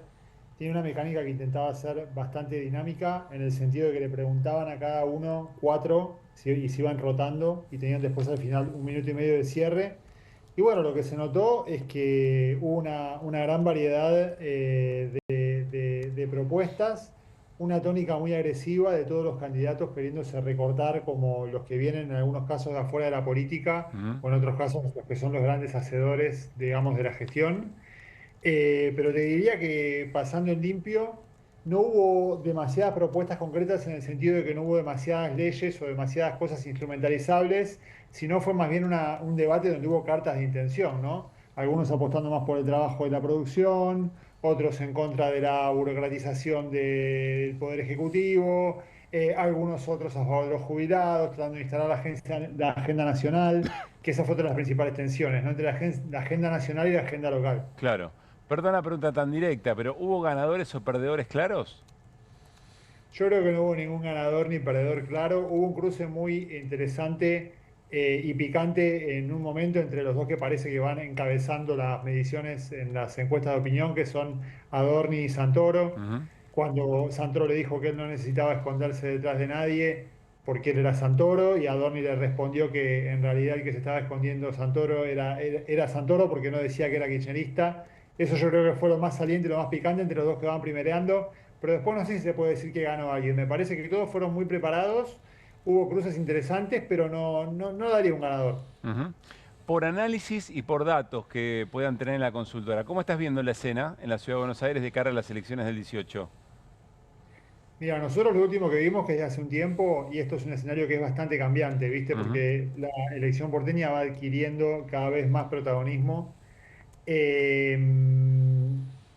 Lo tenemos primero a Leandro Santoro con un margen de diferencia bastante pequeño con respecto a Adorni, que era lo que te comentaba recién. Sí. Como los votantes de La Libertad Avanza en general son un poco más difíciles de encuestar y siempre hay como una especie de, digamos, de voto oculto por La Libertad Avanza. Yo te diría que no está del todo definido lo de Santoro. Ahora bien, también es cierto que el clima social y la situación económica no ayudan a los candidatos de Milei. Así que yo creo que está bastante abierto todavía. Ahí estás diciendo también, casi por omisión, que Adorni le está ganando a los penatos, es decir, que La Libertad Avanza le está ganando con claridad al PRO. En lo último nosotros habíamos visto si La Libertad Avanza le estaba ganando con bastante distancia al PRO, que el PRO, su batalla está más bien con Horacio Rodríguez Larreta, ¿no? Está más cerca a los penatos de Larreta que de Adorni. Seguramente va a haber muchas lecturas interesantes para saber a quién le saca marra o qué performance tuvo, qué pasa con Larreta. Eventualmente, si Santoro gana, ¿le está ganando a Adorni o le está ganando a Milei? Si es que Adorni o Milei dice Adorni soy yo. Pero más allá de eso, te quiero preguntar qué significaría a tu criterio, Hernán, que La Libertad Avanza le gana al PRO en su terreno, en su territorio. Y bueno, yo creo que va a ser un cimbronazo político muy fuerte, Leandro, porque vos imaginate que si ya hay divisiones dentro de lo que fue la coalición que originalmente conformó Juntos por el Cambio, que hoy están yendo muchos de hechos separados, una derrota creo que podría traerle bastantes problemas y más que nada es una incógnita todavía el rol que va a tener La Libertad Avanza en la legislatura. Por ahora vienen manteniéndose en una tesitura de no votarle nada, de no aprobar nada. Y esa fue un poco la diferencia que hubo con Marra, ¿no? Que Marra se rebeló y aprobó el presupuesto. No sabemos qué habrá obtenido a cambio, pero bueno, lo aprobó. Y La Libertad Avanza viene con una posición mucho madura en la cual quiere ser la oposición y quiere ganar en la ciudad. Así que yo creo que la legislatura, quizá por primera vez en mucho tiempo, se puede llegar a poner entretenida. Hernán. Hernán, ¿cómo estás? Te consulto algo que recién Pablo te preguntaba. Supongamos que Adorni le gana a los penatos en esa cuestión, en esa pequeña interna, digamos, que tiene que ver con La Libertad Avanza y el PRO. ¿Qué puede significar eso de cara a los cierres posteriores? Pienso particularmente en la provincia de Buenos Aires. ¿Puede acelerar una ruptura o puede ayudar a amalgamar? Mira, yo, digamos, lo que yo estoy viendo de escenario en la provincia de Buenos Aires, que eso nosotros sí que lo tenemos medido y hace bastante menos tiempo, es que la intención de voto de Juntos por el Cambio, de lo que es el PRO, digamos, no supera los 8 puntos. Epa. Entonces yo creo que ¿Con qué candidato? no tienen mucha en la provincia de Buenos Aires, ¿no? No tienen mucha alternativa que no sea unirse a la Libertad Avanza y no están en condiciones de imponer demasiadas prerrogativas, ¿no? Claro. Para esa unión. ¿Con qué candidato, Hernán, está midiendo al PRO? Mira, la verdad que todavía no medimos con candidato, medimos por espacio por político, porque como no está definida todavía ni siquiera digamos, del todo la fecha de las elecciones provinciales, no están conformadas las listas, no sabemos todavía si el peronismo va a ir unido o si va a ir con 2 listas separadas. Preferimos preguntar por identificación política, o sea, preguntamos por partido. Bien. Libertad Avanza, Juntos por el Cambio, peronismo kirchnerista, peronismo kicilofista y así. Vamos a compartir esa placa de la consultora Sentimientos Públicos. Estamos charlando con Hernán Manoli. Miren qué interesante este trabajo. ¿A quién te orientás en votar en las próximas elecciones? Voy a hacer una lectura muy rápida para que después Hernán profundice y en todo caso nos encuadre un poco. La Libertad Avanza, separada del PRO, que está en 7%, tiene 31% de intención de voto.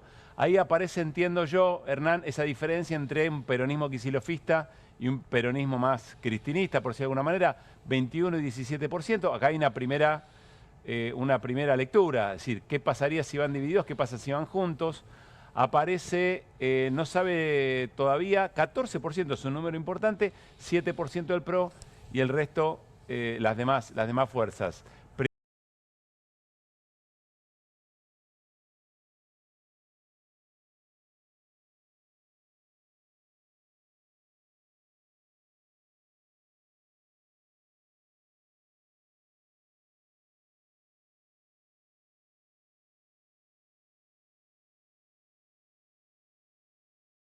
Con menos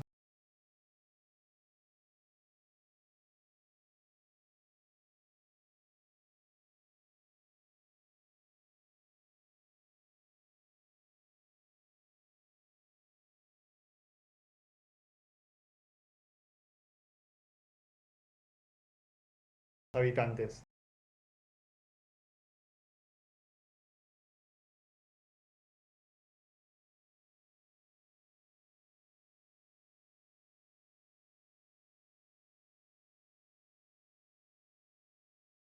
Donde se impone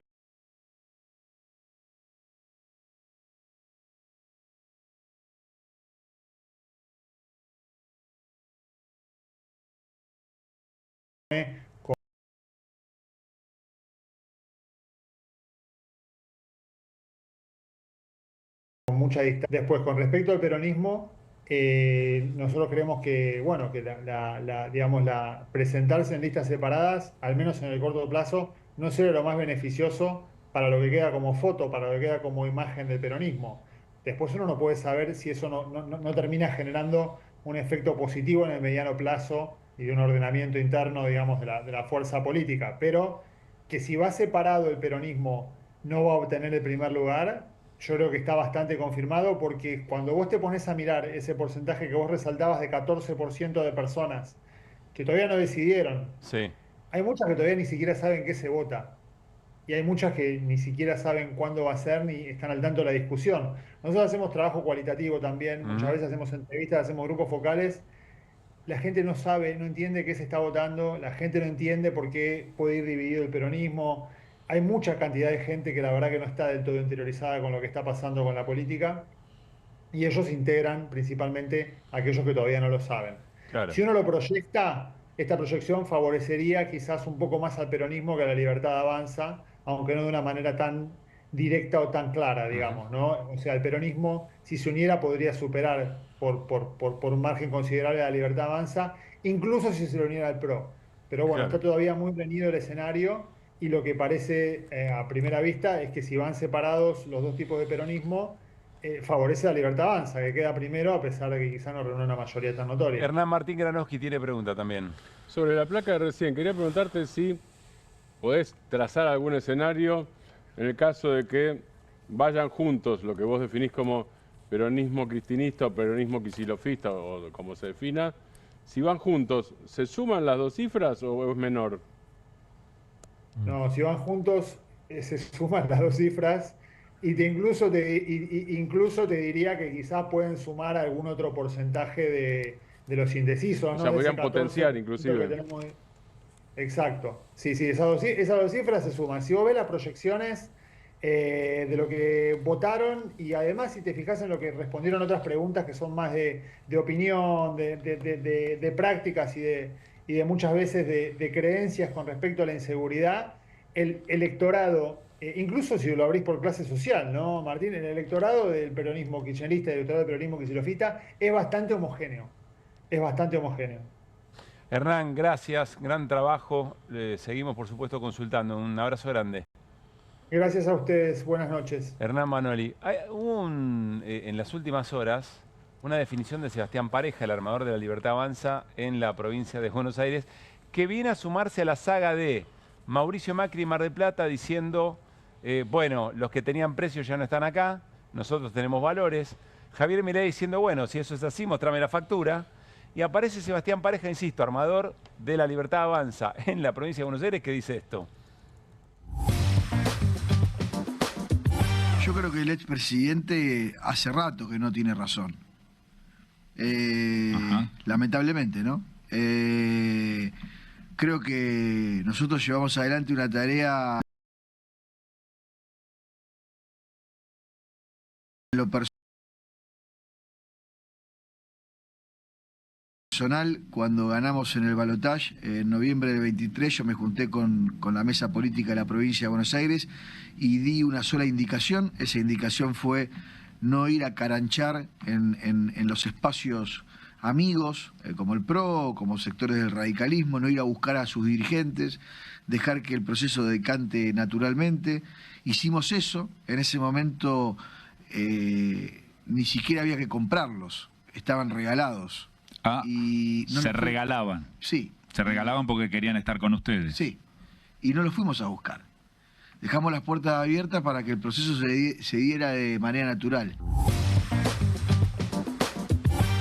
Le está diciendo, estaban regalados y nosotros tuvimos código, nos fuimos a buscarlos inmediatamente después. Esperamos que se diera naturalmente el proceso. Bueno, creo que esto de alguna manera se corresponde con lo que Hernán Manoli nos mostraba de cuánto está midiendo el PRO en la provincia de Buenos Aires, digamos, ¿no? Sí, sí mide poco, porque lo que él dijo, Hernán Manoli lo que investigó sobre la marca todavía, porque no hay candidaturas en la provincia de Buenos Aires. Entonces lo que él dijo es, si la marca está tan devaluada que más de las elecciones provinciales del 7 de septiembre, estamos hablando de las provinciales porque están más desdobladas. Tiempo. Quiere más tiempo anterior a eso. Y el mayor anticipación. Sí, y el sector afina Máximo Kirchner a la conducción del PJ de la provincia, quiere menos tiempo. Estamos hablando... La pregunta es ¿por qué? ¿Qué es lo que se juega en esa escena? En esa escena hay diferentes interpretaciones. Digo, ustedes lo entrevistaron a Pulti ayer y Pulti les dio una explicación técnica del tema, que es una de las explicaciones, y hay otra explicación que es vos dijiste la palabra y yo la uso porque te la robé citándote, tensión. Hay una tensión. Hay una probabilidad, yo no estoy haciendo futurología, pero es probable a estas horas, una probabilidad de que finalmente la Junta Electoral opte por un promedio, digamos. Entonces, ni muy ni tan, y eso termine en un acuerdo. Déjame, tiro una hipótesis, porque si no, no termino de entender qué es lo que se está discutiendo. Si el plazo es muy anticipado, entonces se separa la discusión de las listas respecto de las listas nacionales. Y si es un plazo más corto, entonces la discusión es más o menos la misma. Sí, pero yo tampoco estaría seguro de eso. Puede ser lo que decís. Puede ser lo que decís. Porque si no, quiero también entender por qué aparecieron hoy otra vez declaraciones realmente muy altisonantes, muy fuertes. Yo creo que hay dos cosas. Las declaraciones de hoy tienen que ver con que hay algunos actores de este entuerto que les interesa que se rompa. Lo digo y me hago cargo. Claramente. Y juegan a la ruptura. Ahora, la discusión sí, es básicamente cerradita la misma. Ayer cuando le preguntábamos a Pulti, es decir, hay un sector que intenta que los plazos sean más largos no es por una cuestión de índole de dificultad, por eso se puede discutir. La verdad que a veces cuando se habla en ese sentido, a mí me parece insólito. Si son discusiones políticas, hay que ponerlo en el plano de lo político, y la discusión es si se alejan, se alejan del cierre nacional, sí. Porque la discusión es que los plazos más cortos, no sé si no son la misma fecha de cierre, la nacional y la provincial, aunque tienen fechas distintas, lo cual te obliga en un día a discutir, en uno o en dos, pero a discutir las cosas de manera conjunta. Sí. Claro, un intendente que dice, si yo las alejo, en cambio, yo resuelvo la mía. Cuanto más lejos esté de la nacional, no puede... Porque ¿qué pasa? La lógica para negociar esta lista es distinta. Porque habitualmente, claro, cuando vos discutís todo en un espacio político, ¿qué sucede? Che, aquel lo pusimos en la lista de diputados nacionales, tenemos que poner otro allá. Entonces, a veces tenés que hacer concesiones. Y acá no quieren hacer concesiones algunos... Bueno, tienen otras lógicas, con otras lógicas. Pero sí, me parece importante lo que dice Hernán. No digo que esté bien y que esté mal, lo que digo es, juegan a eso. Estaría bueno que lo dijeran, porque es más fácil. ¿Por qué me parece importante lo que dice Hernán? Porque está claro que ni esta ni la anterior es una cuestión técnica. No es una discusión política que no se termina de poner arriba de la mesa. Pero algunos dicen honestamente que tiene una parte técnica. Yo lo que estoy diciendo es que no es todo, pero tiene una parte técnica, sí lo tiene. ¿Qué es cuál? La justicia, pero esto no lo digo yo, lo dice Hilda Kogan, la presidenta de la Suprema Corte de Justicia, que es radical por otra parte de origen, no juega a ningún sector del peronismo. Reporta a Storani. En su momento fue sugerida por Freddy Storani y Felipe Solá. A ver, pero cierra Martín el argumento. Digo, hay una parte que es pero yo no estoy en desacuerdo con Hernán. Yo creo que hay una parte que es técnica y otra parte que se resuelve obviamente por la discusión política.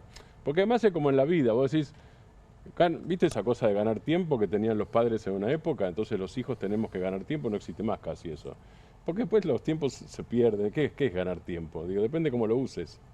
Y en política pasa lo mismo. Entonces, si usás el tiempo para negociar, vos podés negociar en un día o negociar en 20. Podés pelearte en 2 minutos o podés pelearte a lo largo del tiempo. Es lo mismo. Por eso el punto, ahí vuelvo a lo de Hernán y coincido. El punto es si va a haber discusión política, si ya hay discusión política o no, o si habrá una discusión política, bueno, a ver, ok, despejamos esa incógnita como en matemática, nos sentamos y discutimos política. Claro. Vamos juntos, no vamos juntos, nos conviene, no nos conviene, queremos, no queremos, quién encabeza, digo, eso sí. Y se resuelve la cuestión operativa, porque es verdad, esto, no solo los plazos. La provincia no tiene experiencia de haber hecho elecciones de manera separada, con lo cual es un tema importante. Y la adelantó un mes, con lo cual la tiene que hacer solo un mes antes. Tiene que firmar convenio con Nación, con un montón de cuestiones y garantizar ese día de la elección. No es tan sencillo esto. En serio, ese es un problema. Gracias, muchachos, por hacer un poco más comprensible o por rescatar lo político dentro de discusiones que a veces me da la sensación, ¿no? Con mucha humildad lo digo, mucha gente afuera. Y no afuera ya de posiciones más cercanas a un protagonista de la política o a otro, de la política en sí misma, como una suerte de hartazgo respecto de discusiones que no se terminan de comprender cuando hay un problema muy serio que tiene que ver con lo que contaba Hernán, los salarios, el gran precio de una economía y que por lo menos si vos sabés esos salarios, cómo están en relación con las tarifas, con el dólar, con la nafta, etcétera, etcétera, más o menos te das una idea de qué proyecto de país tenemos entre manos. Bueno, vamos a terminar el programa de hoy scrolleando un poquito las redes. Encontramos algo maravilloso. Venimos con mucha, ¿cómo decirlo? Con mucha solemnidad, hablando respecto de lo que significa la elección de un nuevo papa, porque implica la muerte del Papa Francisco y todo lo que significa para el mundo en general, para la feligresía católica y sobre todo para la Argentina, por la condición de Francisco de ser argentino. Va pasando el tiempo, nos vamos concentrando un poco más en el famoso cónclave. Vuelvo a decir, a mí la película me gustó hasta que en un momento parece que el final la escribió otro guionista, pero más allá de eso, empezamos a conocer, hacemos un máster muy rápidamente en de qué se trata la cosa, cómo va, quiénes son los protagonistas, cuáles son las negociaciones, etcétera, etcétera, etcétera. Ahora hay en las redes un ingenio popular que es extraordinario. Miren lo que hicieron con los cardinales candidatos a ser papa en este próximo cónclave. Es espectacular, es decir, con la lógica de la Fórmula 1, si podemos correr el grafo por lo menos un ratito, aparecen los principales muy futbolera, de cuando empiezan a aparecer las formaciones y posan. Está muy bien. Estas cosas también le dan otro... Parece la Copa Libertadores. Bueno, en realidad, insisto, es jugando un poco con la Fórmula 1. Y ahí están los nombres propios que iremos conociendo casi de memoria en los próximos días. Hay algunos nuevos en este video. No, yo ya me pierdo respecto a No, hay varios nuevos. Yo no sé si los tomaron para que hubiera más, pero hay varios nuevos. No aparecen ninguno de los 6 o 7 que Mariano menciona cuando habla de las casas de apuestas, por ejemplo. Aparecen distintos. Hay 2 franceses ahí, por ejemplo. Bueno, ya tiene fecha esto, ¿no? 7 de mayo. El 7 de mayo se encierran. Sí.